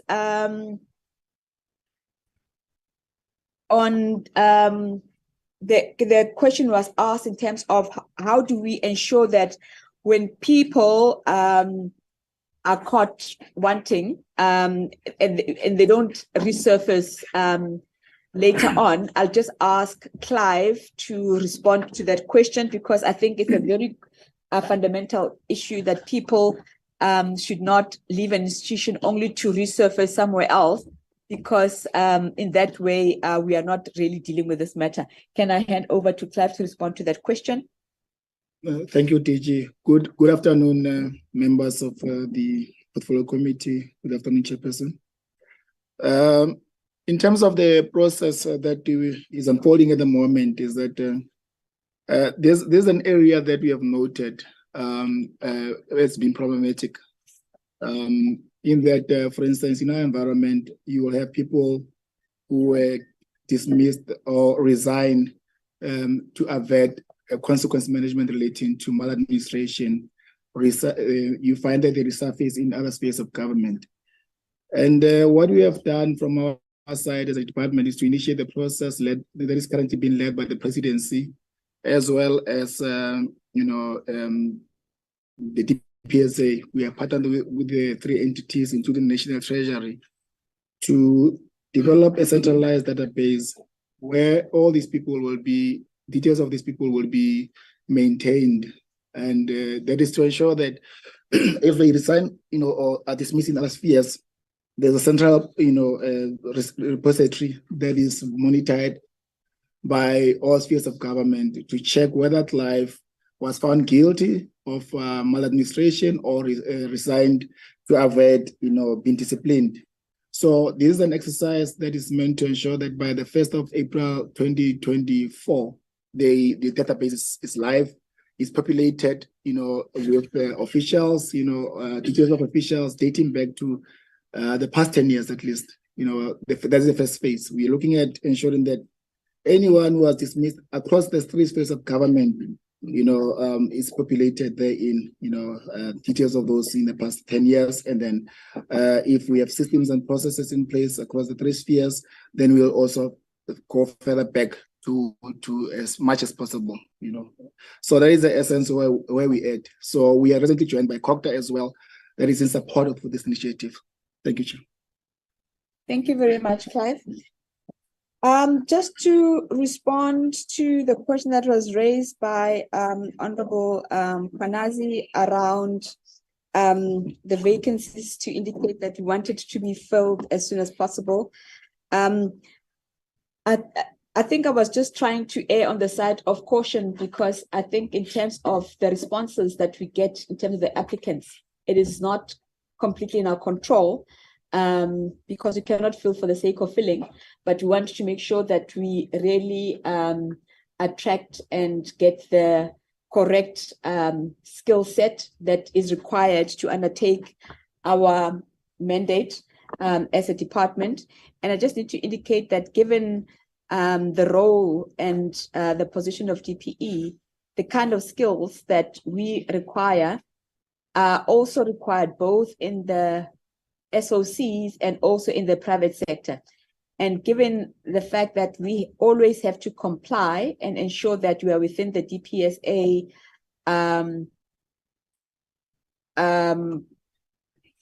remuneration compensation framework, sometimes it's very difficult to compete with the private sector and even the SOCs. So we have to make sure that in as much as we are constrained by that, at the same time, we don't compromise on our ability to attract and get the right people in. And that is why we have now innovatively sought to get people on a short-term contract and remunerate them in such a way that we can be able to undertake our mandate as DPE. Around the issue of how do you enhance transformation, agenda of SMMEs, youth-owned, and how do you go about it? We have a dedicated unit within the department that monitors that on a quarterly basis in terms of how much has been spent on youth-owned, women-owned SMMEs, and we track and trace that and make sure that in terms of transformation, all these issues are measured and reported against the targets, and whereby we see them lagging behind, we communicate it back to the SOCs to up the game in that response. And on the issue that Honorable Kwanazi asked about what are the time frames of concluding the strategic conditions for equity with the National Treasury, are currently engaging with them currently, and we want to finalize that process as soon as possible.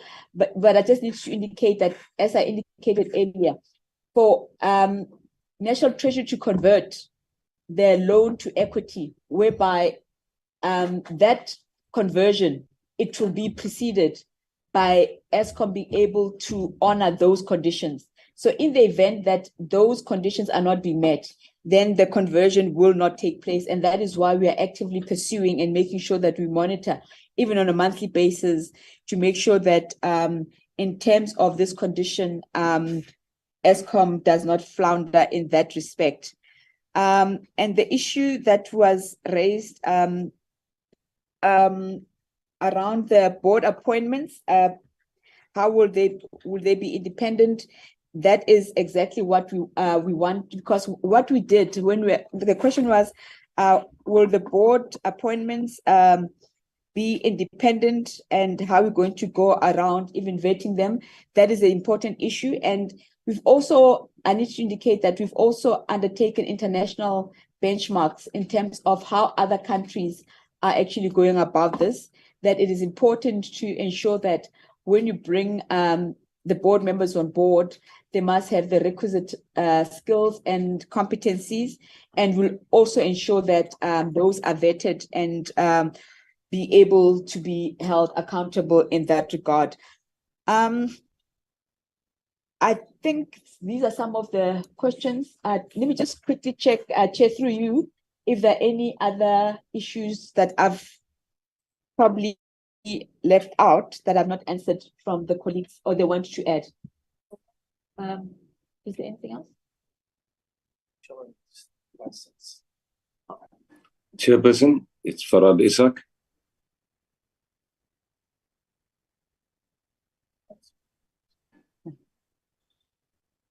Hi, Nadia.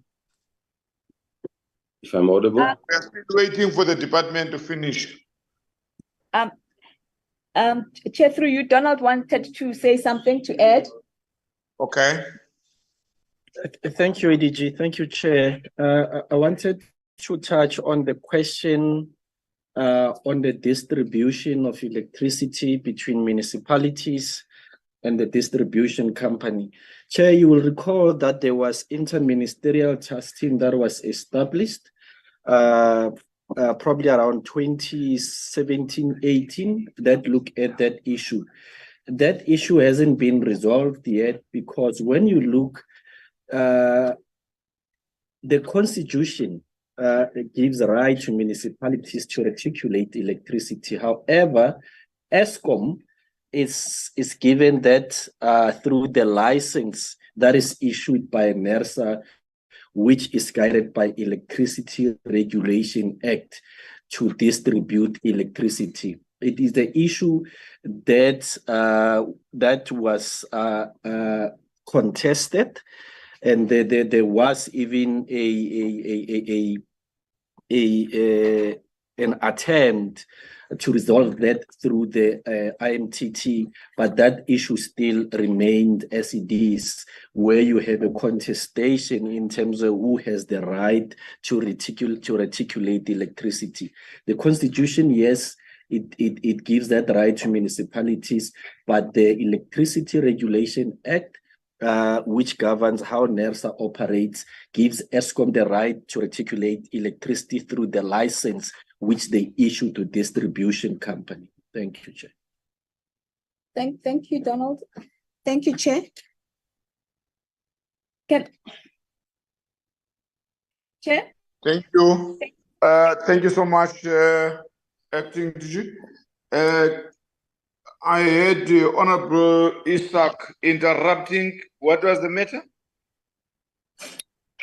Chairperson, no, I was not interrupting. I thought that the report back was being concluded. I was just waiting for some reply on the question that I raised regarding the Alex Core scenario and the future state of the entity, which I did ask earlier. Okay. So I was not interrupting, Chair. No, you were interrupted because they were still presenting. Okay, can the DDG respond to that? I mean, the acting DG? Thank you, Chair. Honorable Isaac, on the issue of the future state of Alex Core, we indicated that there is a report that was undertaken independently, and they have shared some of their recommendations, but we want to ensure that it goes through proper governance with the board and then come through to us once the board's comments have been incorporated. Then we will happily share that with the committee in terms of what the future state of Alex Core ought to be. And we are also very much alive to the fact that Alex Core is playing a very critical role in the Northern Cape, and it will continue. It's going to be a matter of interest for the honorable members going forward. And as soon as that study has been socialized and tabled at the board and then shared formally with the shareholder and incorporated all the views of all of us, then it will be presented to yourself, to cabinet, and then to yourselves. I hope that covers it in terms of the future role of Alex Core. Thank you, Chair. And thank you very much, Mr. Isaac. That I'm still. I think you also have a connection problem. Honorable members, that is the response of the department to their presentation and to our questions. And now we'll step down from that and go to the Deputy Minister. Sorry, I've forgotten to accommodate the Deputy Minister to come in. Honorable Deputy Minister.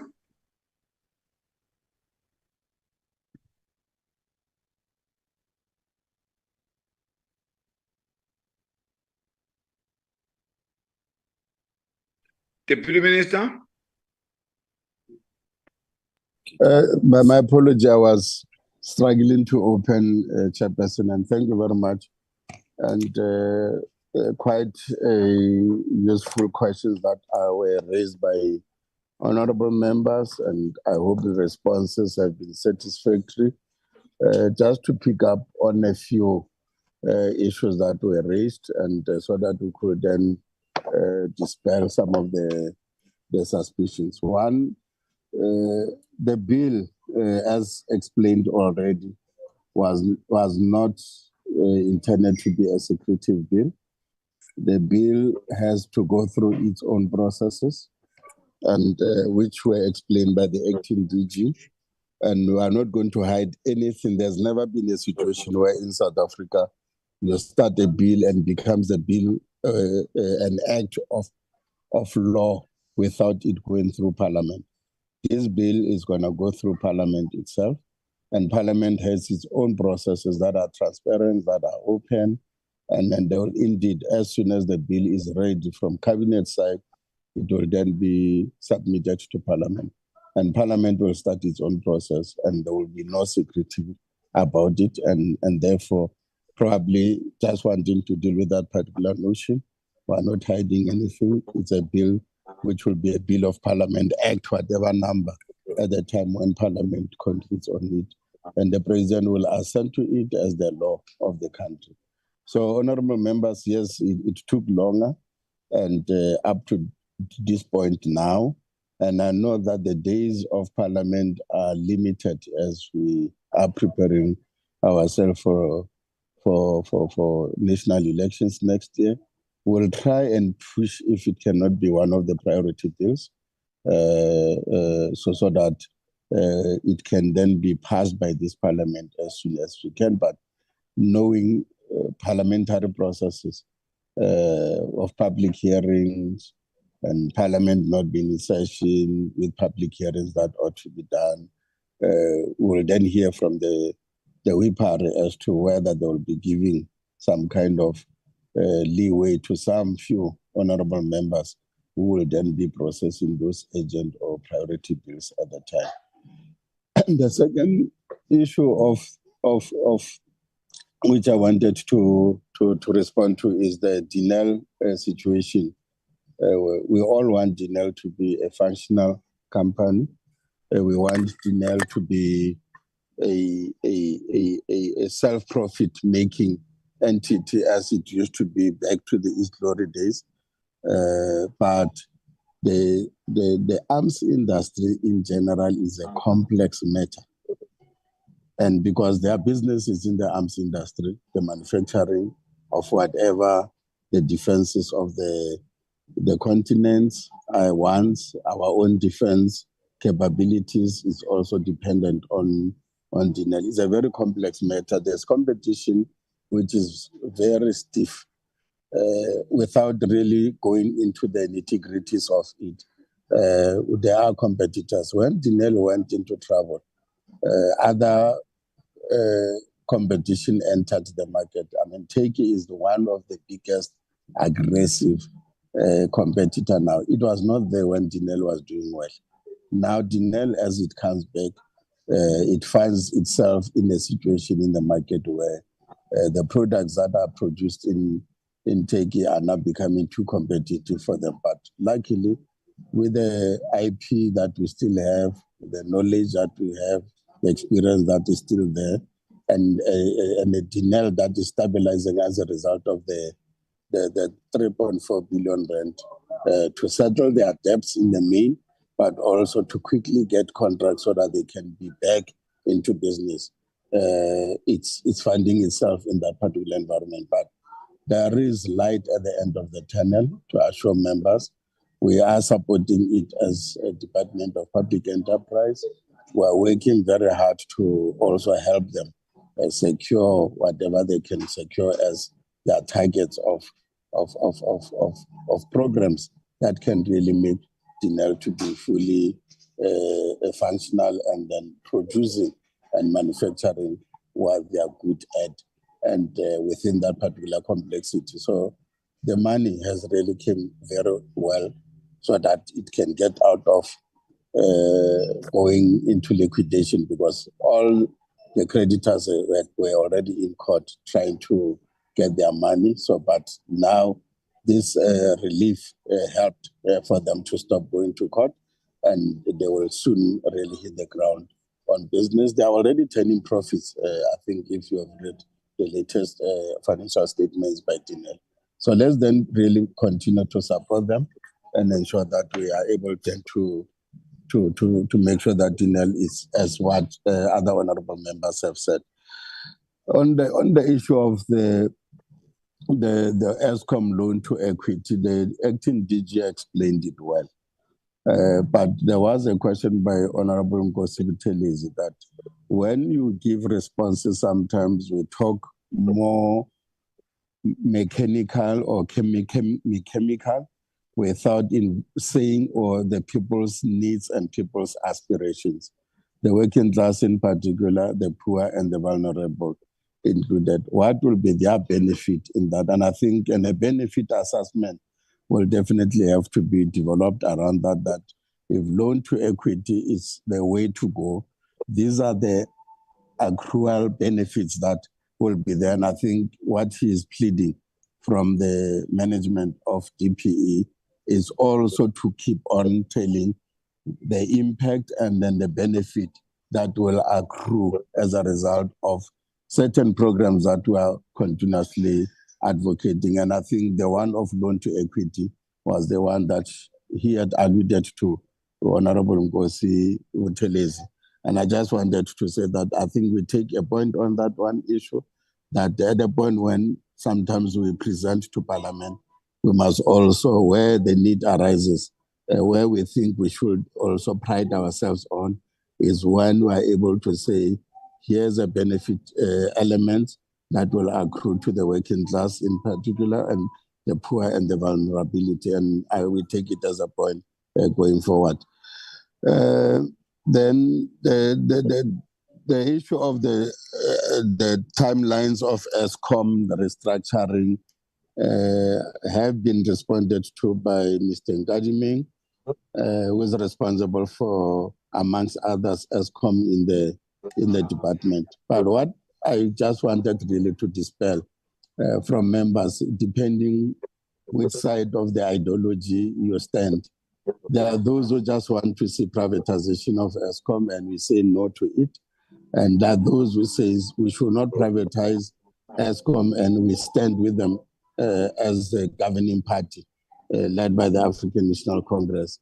This is not another way of privatization of Eskom. The restructuring, as it happens, Eskom is selling its entity to itself, as the law dictates that once you break a subsidiary and you want the subsidiary to be a standalone company, then when you register it with the Companies Act and other law dictates, then you have then to sell it, and then you sell it to yourself. And I know that there was a confusion that went into the media saying that there goes Minister Pravin Gordhan again, selling Eskom. What he knows best is just to sell. And yet it was not the true around that particular issue. So Eskom was selling its own entity and buying it as Eskom, and then to be 100% owned, state-owned company as a standalone distribution, transmission, and then generation, as is the case. And I think those were explained. And I just wanted really to dispel the issue of privatization. And the role of the private sector, I think, is also what is our policy as the governing party, that where the private sector can help and come in the build environment, in the infrastructure build, and then other activities in the economy, based on whatever are the terms of references. And I think people must really focus on those terms of references. Hence, we are then able to say the fiscus is not able.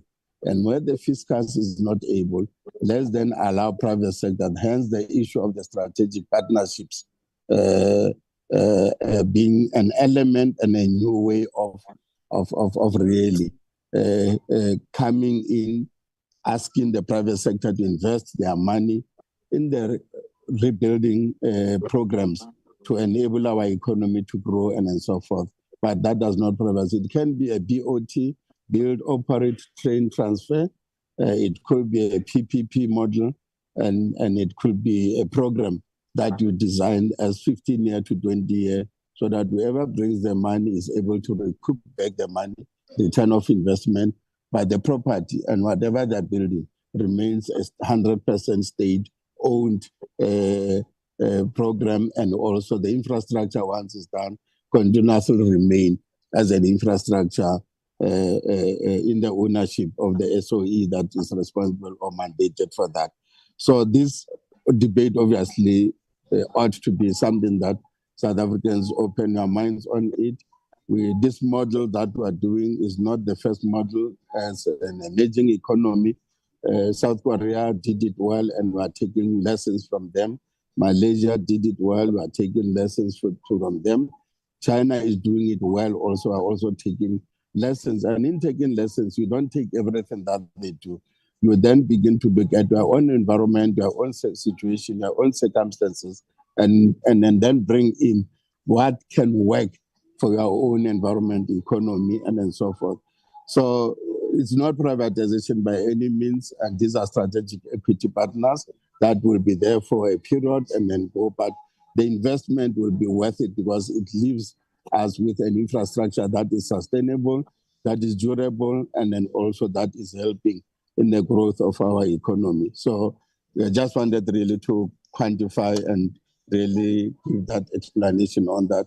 But it will be a debate on its own at some point as people obviously continuously to assess yourself as you do oversight and then begin to go deeper into it. You will then realize and later find out that it's not privatization by all means and the selling of state-owned entities.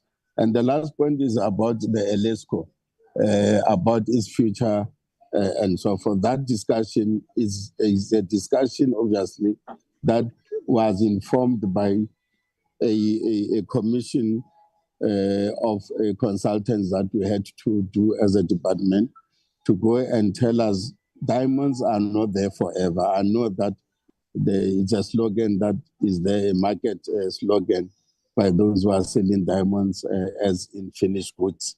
Your necklaces, your watches, your rings, and what have you, that diamonds are forever.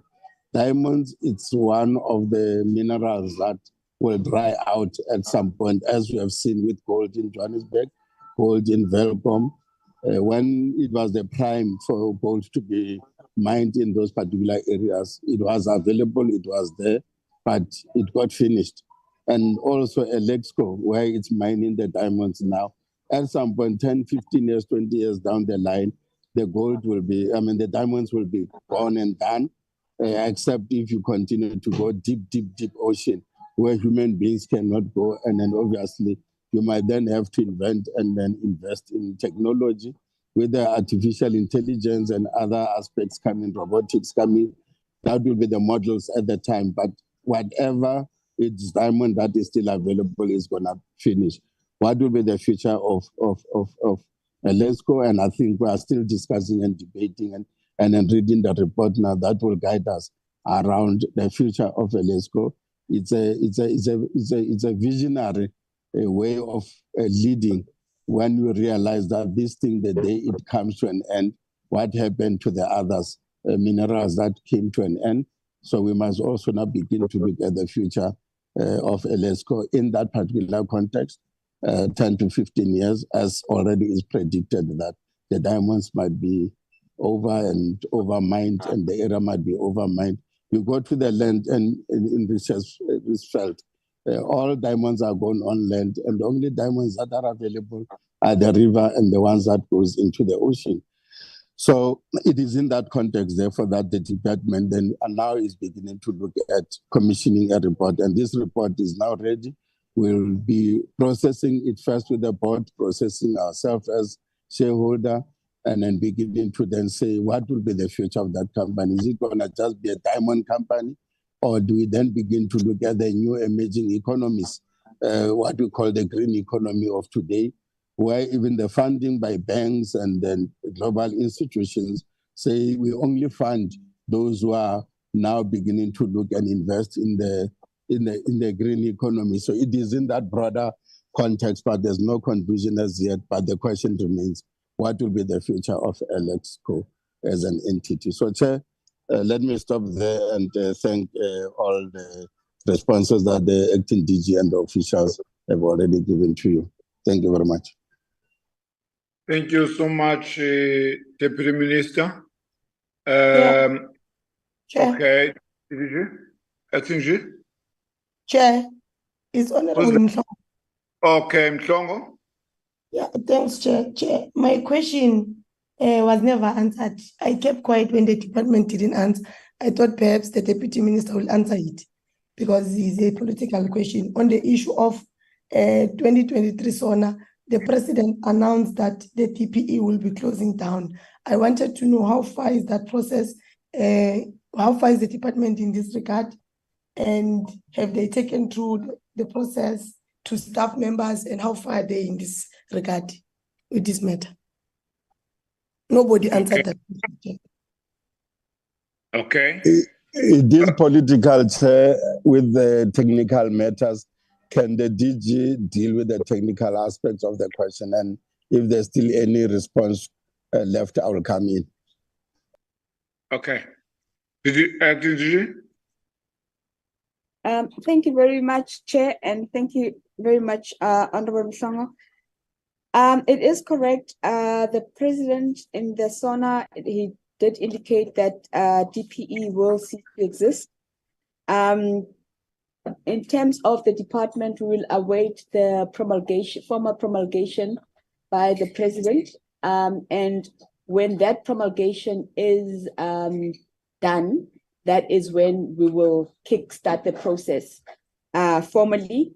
In terms of that, I just need to probably indicate that even the work that we are now doing around the whole core, it is probably a precursor to that which is envisaged to be probably a new way of actually phasing it out in line with that. So that I think I can just leave it at that from a technical perspective. Thanks. Can hand over to the DM. Just really to respond and qualify, indeed, the president has made that announcement. We are honoring that announcement, and indeed the DG and the team are engaging the officials to say this department is coming to an end, but the processes of who goes where, what happens to the officials and the workers in the department, that matter is still being engaged. And as you know that in the engagement, whatever is going to be a plan will have also to include the unions at that particular point in time, whether people will be transferred to other departments or whether they will be transferred to the new HODCO. So it's a process that is still ongoing. However, the ending of the department, when the president announces a cabinet after the elections, and I know people are laughing there as to whether it will be the president from the governing party. It will definitely be the president from the governing party announcing that cabinet. This department will not be there won't be any ministry on it. And we're hoping therefore these processes of the PSEC and then the HODCO will have reached a particular maturity at that particular point in time. And therefore the workers will then be determined based on the agreements, discussions that the DG and the team will be leading, including herself as an acting DG or a DDG. Then she doesn't know where she's going to end up being next year. So, but otherwise, we are a human caring society. We know that there are people and human beings in any environment. When you close one department to the other or you change and you bring changes, and there are very good skills that are in possession by the individuals that are in the system there. And those skills, you may find that they can be moved across or to other areas. But let me leave it to those technicalities, and that is why I didn't want to go into it. But the political decision has been taken, and the political decision will be fulfilled, and definitely it will be implemented. Thank you.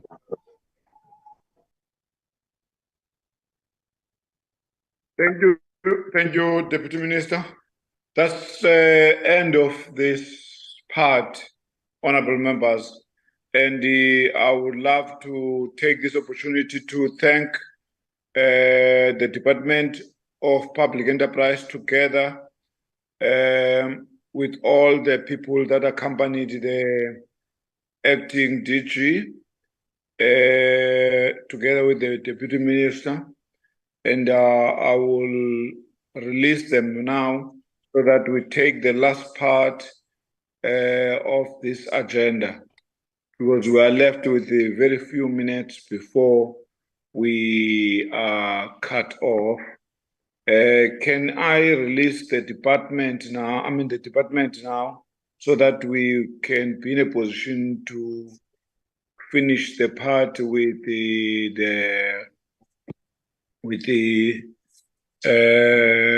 yeah. the last part with the content advisor.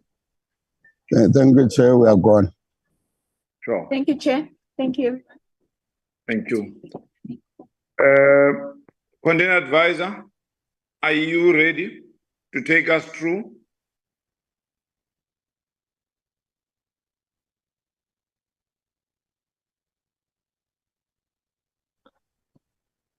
Good afternoon, Chair. Yes, sir.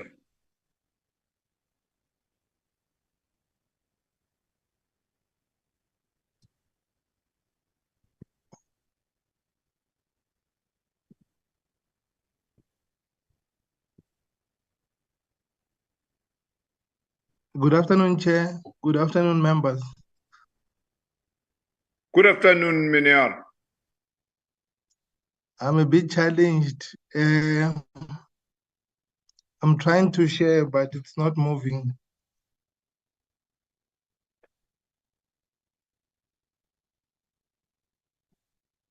We do have, Nisi, the presentation. I think that was sent. If you experience the same, it's moving.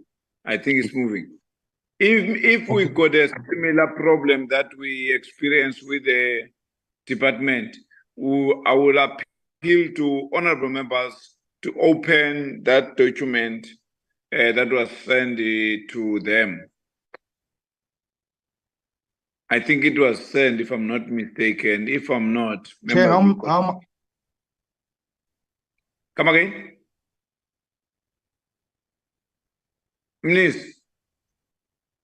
How much time do we have? We have in everything 30 minutes now. Okay. The first part, firstly, Meaning that you have to take 15 minutes of presentation so that members can be in a position to interact with what you have presented. Okay. The portfolio committee, the first part deals with the role of the committee and its function.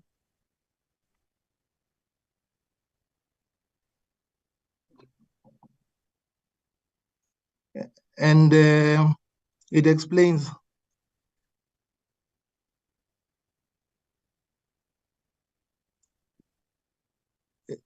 the Judicial Commission of Inquiry into allegations of state capture and corruption in the public sector, including organs of state, was established as part of a remedial action contained in the report of the Public Protector released on the 2nd of 2007. On the 31st January 2023, the Speaker referred to several committees, the institution's implementation plan on the report dated 3rd November 2022. The committee has interacted with the report and its implementation plan. Below, we list progress undertaken since the implementation of the commission and further illustrates necessary steps to monitor progress of Parliament's implementation plan. The commission found that there was capture in Alexco, Denel, Eskom, SAA, and Transnet. So below here, we deal with the progress on implementation plan. First, it deals with matter of Transnet, procurement of an award of contracts for 1064 locomotive. Action instituted is that the High Court review set aside 1064 locomotive contracts, special investigating tribunal application for feature and seizure of the CRRC funds 4.2 initially held and later seized by SARS, and deals with criminal referral. 4 cases were opened with SAPS litigation brought jointly by Transnet SIU for recovery of the 4.2 billion. The SIU has completed its investigation and such are currently applied in the litigation institution. Litigation instituted investigation agency is SIU. Regiments, while we're dealing with Transnet, overpayment to regiments, risk sharing model 79 million. Overpayment to regiments, 189 million for arrangement of China Development Bank loan. No criminal referral made. Transnet has settled with regiments 180 million rands, but no payment has been made. Regiment is currently in liquidation. The SIU is still investigating. Outcome will determine the way forward. And the investigating unit is SIU as well. Trillion Companies Club loan transaction for 93 million. Transnet property optimization claim of 41 million. Structured solution. 11.4 million. 2 cases opened with subs and the Hawks are investigating. Litigation is ongoing and investigation unit is SIU. For sub, while we're still in Transnet as well, Transnet and SIU applying themselves on the voluntary disclosure made by sub regarding commission 17 million rand paid regarding contracts accounting to 160 million. No referral in respect of Transnet. Matter still under investigation, 224 million suspicion identified by state capture, SIU investigating. And the investigating unit is SIU. And the reinstatement of Siyabonga Gama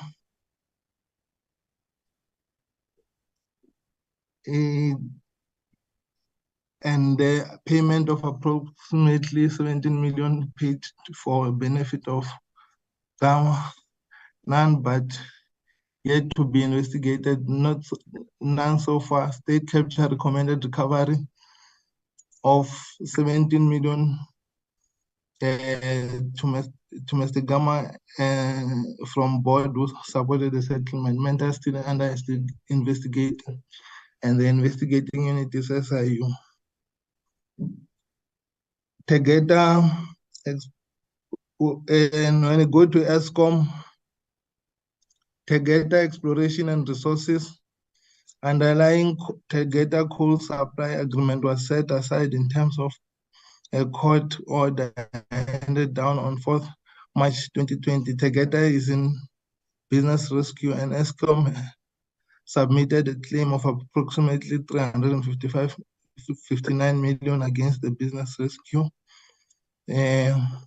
practitioners and for post-business rescue penalties.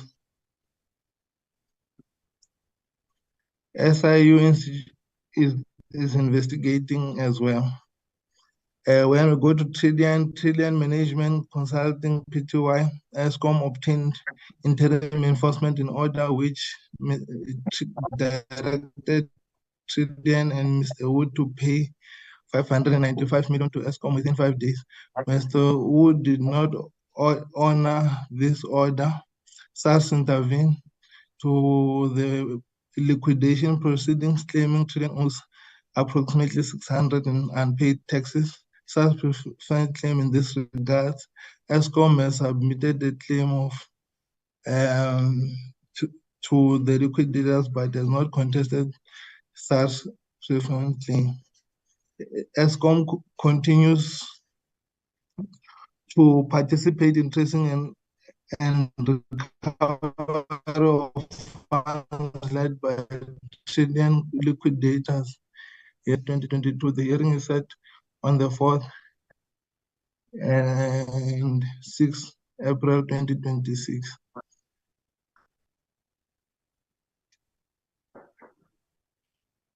Velge Residential Development Project investigation into allegations of fraud, corruption, and misconduct. Eskom pursuing civil recoveries to recoup losses attributed to the general manager. Matter still under investigating by SIU. Econ Oil and Energy Pty Ltd, Econ Oil overcharging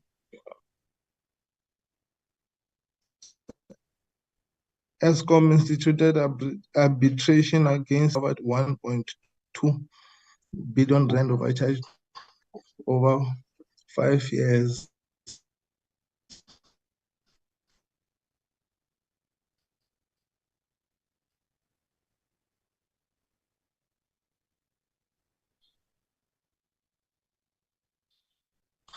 From 2012, civilly pursuing 1.2 at appealed down for February 2022. The investigating unit is SIU. On SAA, Swiss ground handling potentially inflated. Swissport ground handling potentially inflated contract of 1.1 billion between SAA and Swissport. 66 million corrupt payments identified. Considering consideration is being given to lodging an application for recovery of money lost and set aside the contract. Referred to law enforcement agencies for criminal investigation, SAA to lodge 1.1 billion rand claim through the special tribunal. SAA to lodge 1.1 billion claim through the special tribunal, and the investigating unit is SIU. So on ground handling units, sold for 3 million to JM Aviation when they were worth at least 7 million. They were sold to Mr. Nzeku by Mr. Nzeku to Swissport to 9 million rand. Need to recover 4 million. Overall loss is 14 point for SAA technical.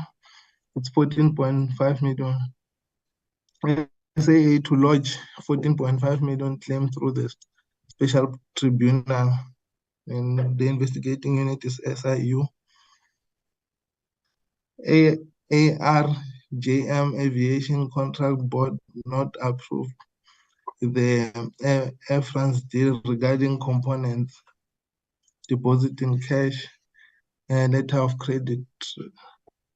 The consideration is being SAA to lodge 1.3 billion rand claim through the special tribunal, and the investigating unit is SIU.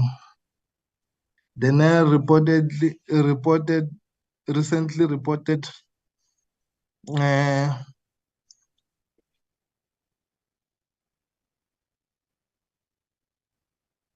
update on investigation on matters to fraud, corruption. Below the summary of some of the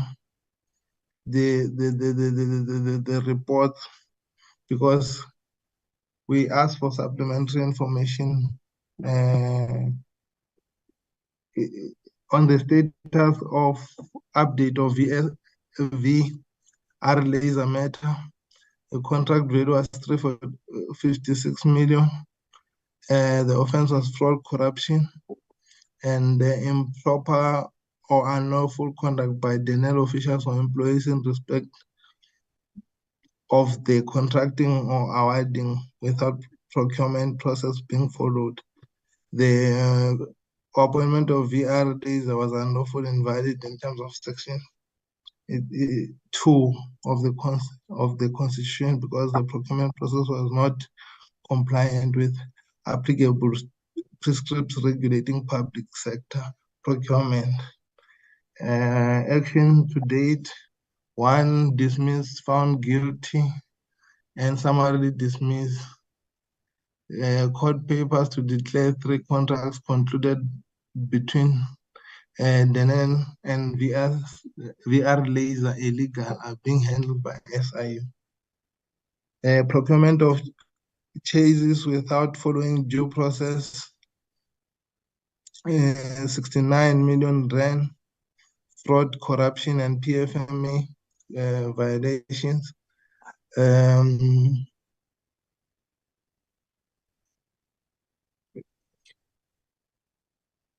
Improper or unlawful conduct by the non-officials and employees in respect of contracting or awarding through disciplinary action against current employees completed. None was found guilty.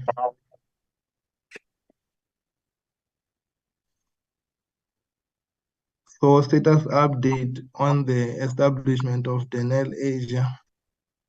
HKD 1.44411 Hong Kong dollars were involved. PFMA improper establishment of foreign entity without following due course. Company was registered and never traded. The Hong Kong dollars repatriated to Denel on deregistration of the company. The GCO resigned before disciplinary process could be instituted. The delinquency application against the previous board chair has been prepared. Status update on the awarding of Denel bursaries. 2.8 million rand was involved. Denel policy, PFMA, the awarding of contracts of bursary, of training, of pilots to 3 students who was in Denel contravention in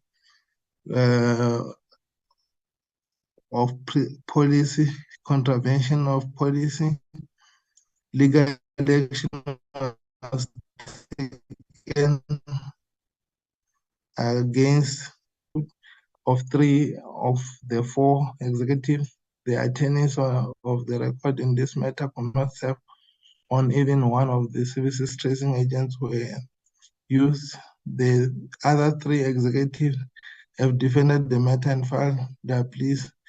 The action against this executive is institutional against them jointly.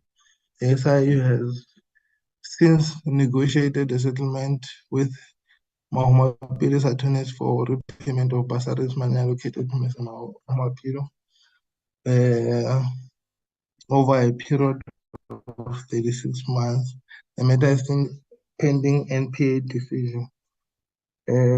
Payment for technical advisor chart contract, $720,000.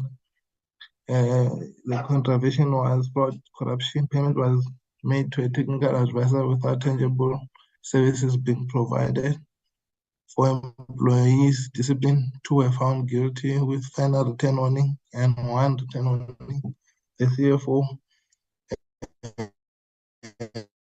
resigned on the eve of the disciplinary process. Intellectual property arrangement with Barrage Dynamics, 338 million contract, fraud, corruption, PFMA, improper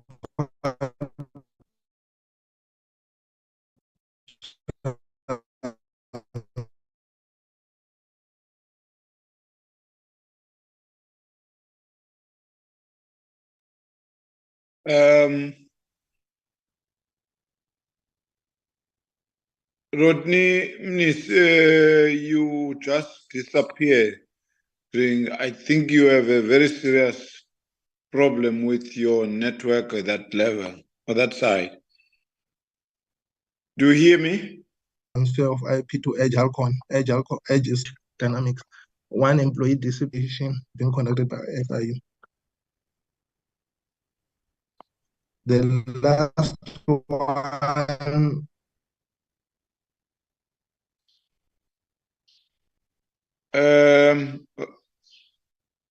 Mr. Mnisi? Mr. Mnisi? Hello, Mr. Mnisi? Yes, Chair. Yes, Chair. Yeah, I think we are losing you. Oh, I was about to finish. Yeah, please, if you can, just within a minute, try to finish. Yeah. Okay, continue, but try to be accessible because we are struggling to hear you now. Oh.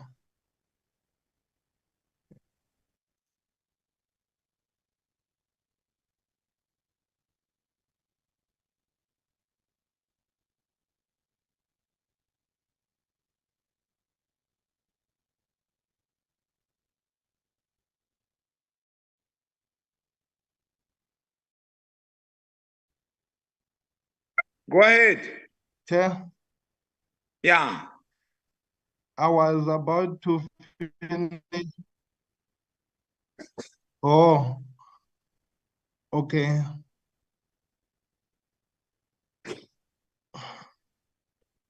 The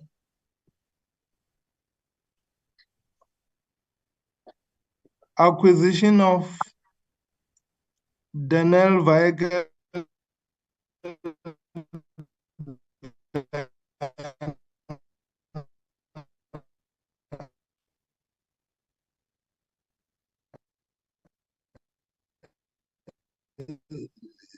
Denel C5 governance. The former obtained the acquisition but failed to obtain terms and conditions.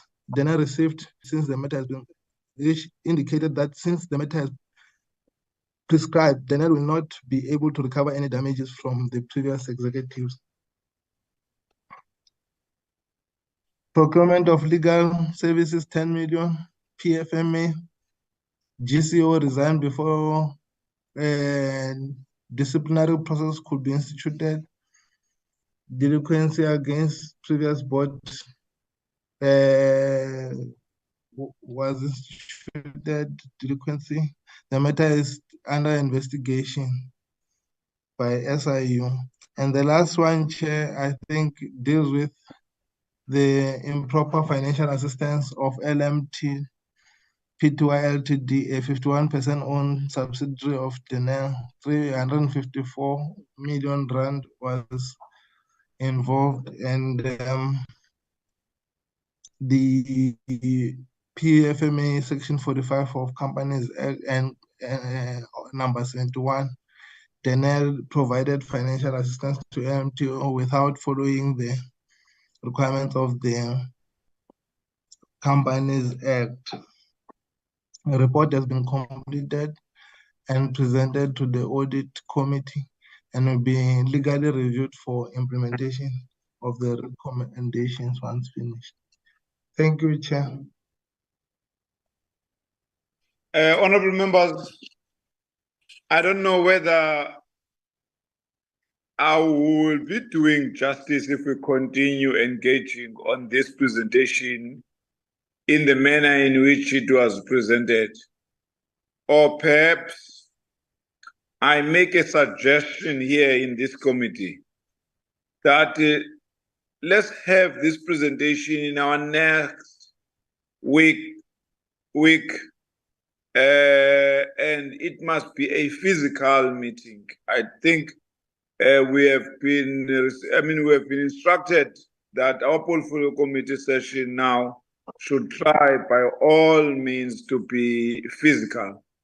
Can I suggest that let's have this presentation next week where we'll be having a physical session?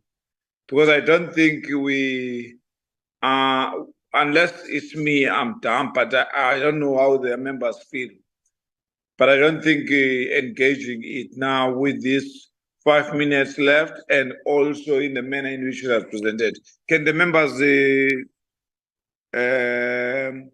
respond to that? Honorable Katalia, I see your hand.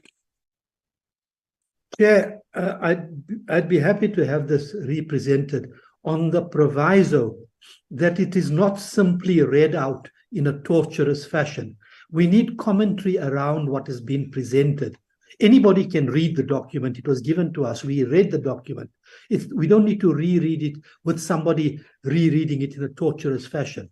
We need to have commentary around it. And if that is going to happen, then we can engage. Otherwise, what's the point, sir? Okay.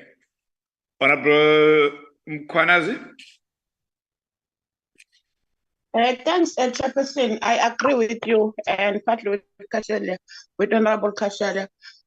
Can the content advisor, my understanding what his work is also to take us through as members to say what is expected from this and what is the progress on this, not just to read through the document.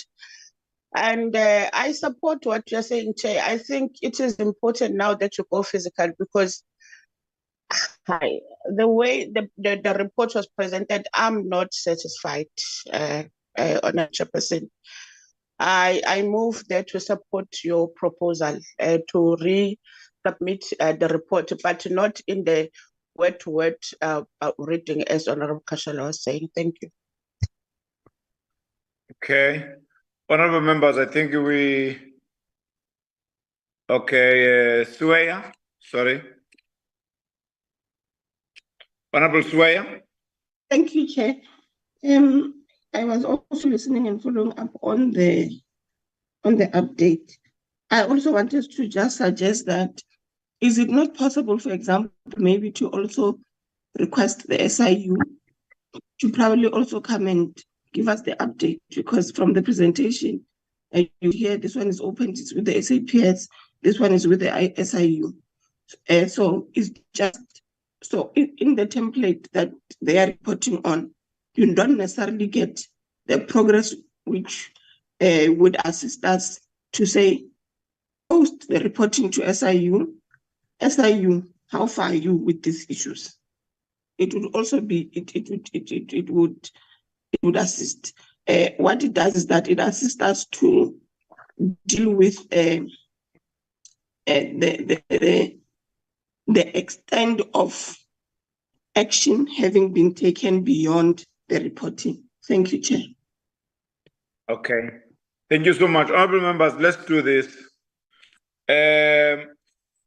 Secretary and the content advisor, please try to make the next session where this is going to be presented to be more conducive for the members to have a proper grasp of what is happening, even if it's possible to consider the suggestion by Honorable Swela. If there are people who could come to reinforce the content advisor in making this presentation, please, let's have that in terms of getting perhaps a person from the police or from the entities that are investigating and all that. If we can get that information or a person to make that presentation, because as it stands now, the members can't be in a position to engage with confidence on this presentation. Can we leave there, honorable members? Yeah. Honorable members, now I think we reach the tail end of this meeting, and I would love to take this opportunity to take us to the next. There's a last session. Sure. I mean, the item, which is the adoption of the program, honorable members. Can we adopt the program? Secretary, can you quickly make that presentation? We have no minutes left.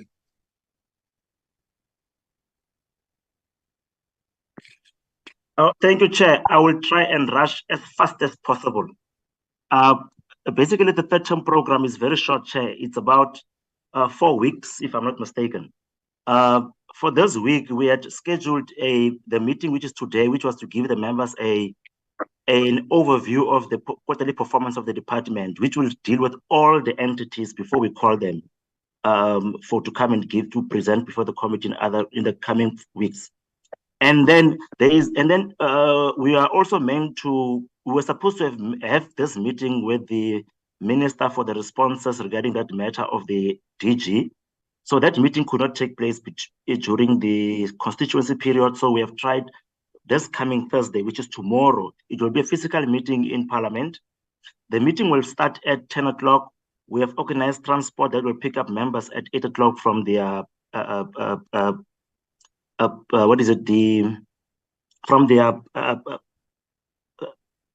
villages. Yes, parliamentary villages. That meeting will be tomorrow. And then on Wednesday, the 6th of September, Transnet will brief us on the business operations, issues of rail concessions, maintenance and infrastructure development updates. It's not limited to any particular division of Transnet per se. And then on the 13th of September, we will have a briefing by Daniel on progress regarding the implementation of the turnaround strategy. That is because Transnet has still not presented its annual report in Parliament. Hence, we need to get that particular report. We are looking at considering and adopting a report on the complaint of the DG in the next 2 weeks. That will be based on how far the committee have gone in deliberation on this matter. If not, we will have to move it further down in the committee in the program. And then on the 20th of September, it's the Alexco annual report that I've been informed that they still have not tabled. But however, they would still come, Chair, and then they would also be giving us that report, just as Daniel has to give us a report on how far are they in terms of the implementation of the turnaround strategy and the work that the board has been doing. And then on the 27th of September, we are looking at possibly a full day, Chair, where we will discuss the report on the matter of the suspended DG, and then the committee must take a decision on it. And then there's also a study tour that we have planned for the 29th of September to the 7th of October. We have been accepted to visit by Sweden, and there is a draft program that we had circulated to the members. We are busy with the finalization of the approvals within the parliamentary process, and only 5 members have been approved to attend to travel, and that has been happening across portfolio committees that have gone to thing. So it will be 3 ANC members, 1 GA member, and 1 EFF member. That's according to the guidelines by the House Chairperson of Parliament. That is the program as it stands, Chair, for this month of September. Thank you, Chair. Okay, thank you. Honorable members, that is the presentation. Is there any mover to adopt that program as presented? I don't know whether these hands that are there, they are there to do that. Honorable Mkwanazi? Thanks, Chair. I move for the adoption of the program. But Chair, if the Secretary can talk to the Ms. Yandi about tomorrow's arrangements, because the communication is not the same. But I move, Chair, for the adoption of the program. Thank you. Okay. Secretary? Noted, Chair. I will ask Yandi to communicate with the members on logistics for tomorrow. Okay. Any seconder? Honorable Katalia? Chair, I'm prepared to second, but also to ask for clarification, if any is available, on the proposed study tour, because we need to get, many of us need to get permission from our parties and so on. So if we could get clarification there, it would be useful. Secretary? I did not get what clarification, Chair, from Mr. Kachalia. if I may clarify, Chair, it's on the study tour. Okay. What exactly on the study tour? Is it going ahead? Are the times fixed so that we can advise our various structures as to and seek permission to participate? Secretary? Yes, Chair. What we can say is that the political application has been submitted and it's in the process of going through all the process in Parliament. So tentatively, Mr. Kachalia is to inform the political party to know that you might be going on study tour on the 29th of September until the 7th of October. I'm sure very soon we will be saying that everything has been approved. We are going now. Okay, honorable members, that is the end of the meeting. Kwanaze adopted and the Kachalia, Honorable Kachalia, seconded. I think now we have to reach the end of our meeting. And thank you very much for your attendance. We will see each other tomorrow at 10 o'clock in Parliament. The meeting is adjourned. Thank you. Thank you, Chair.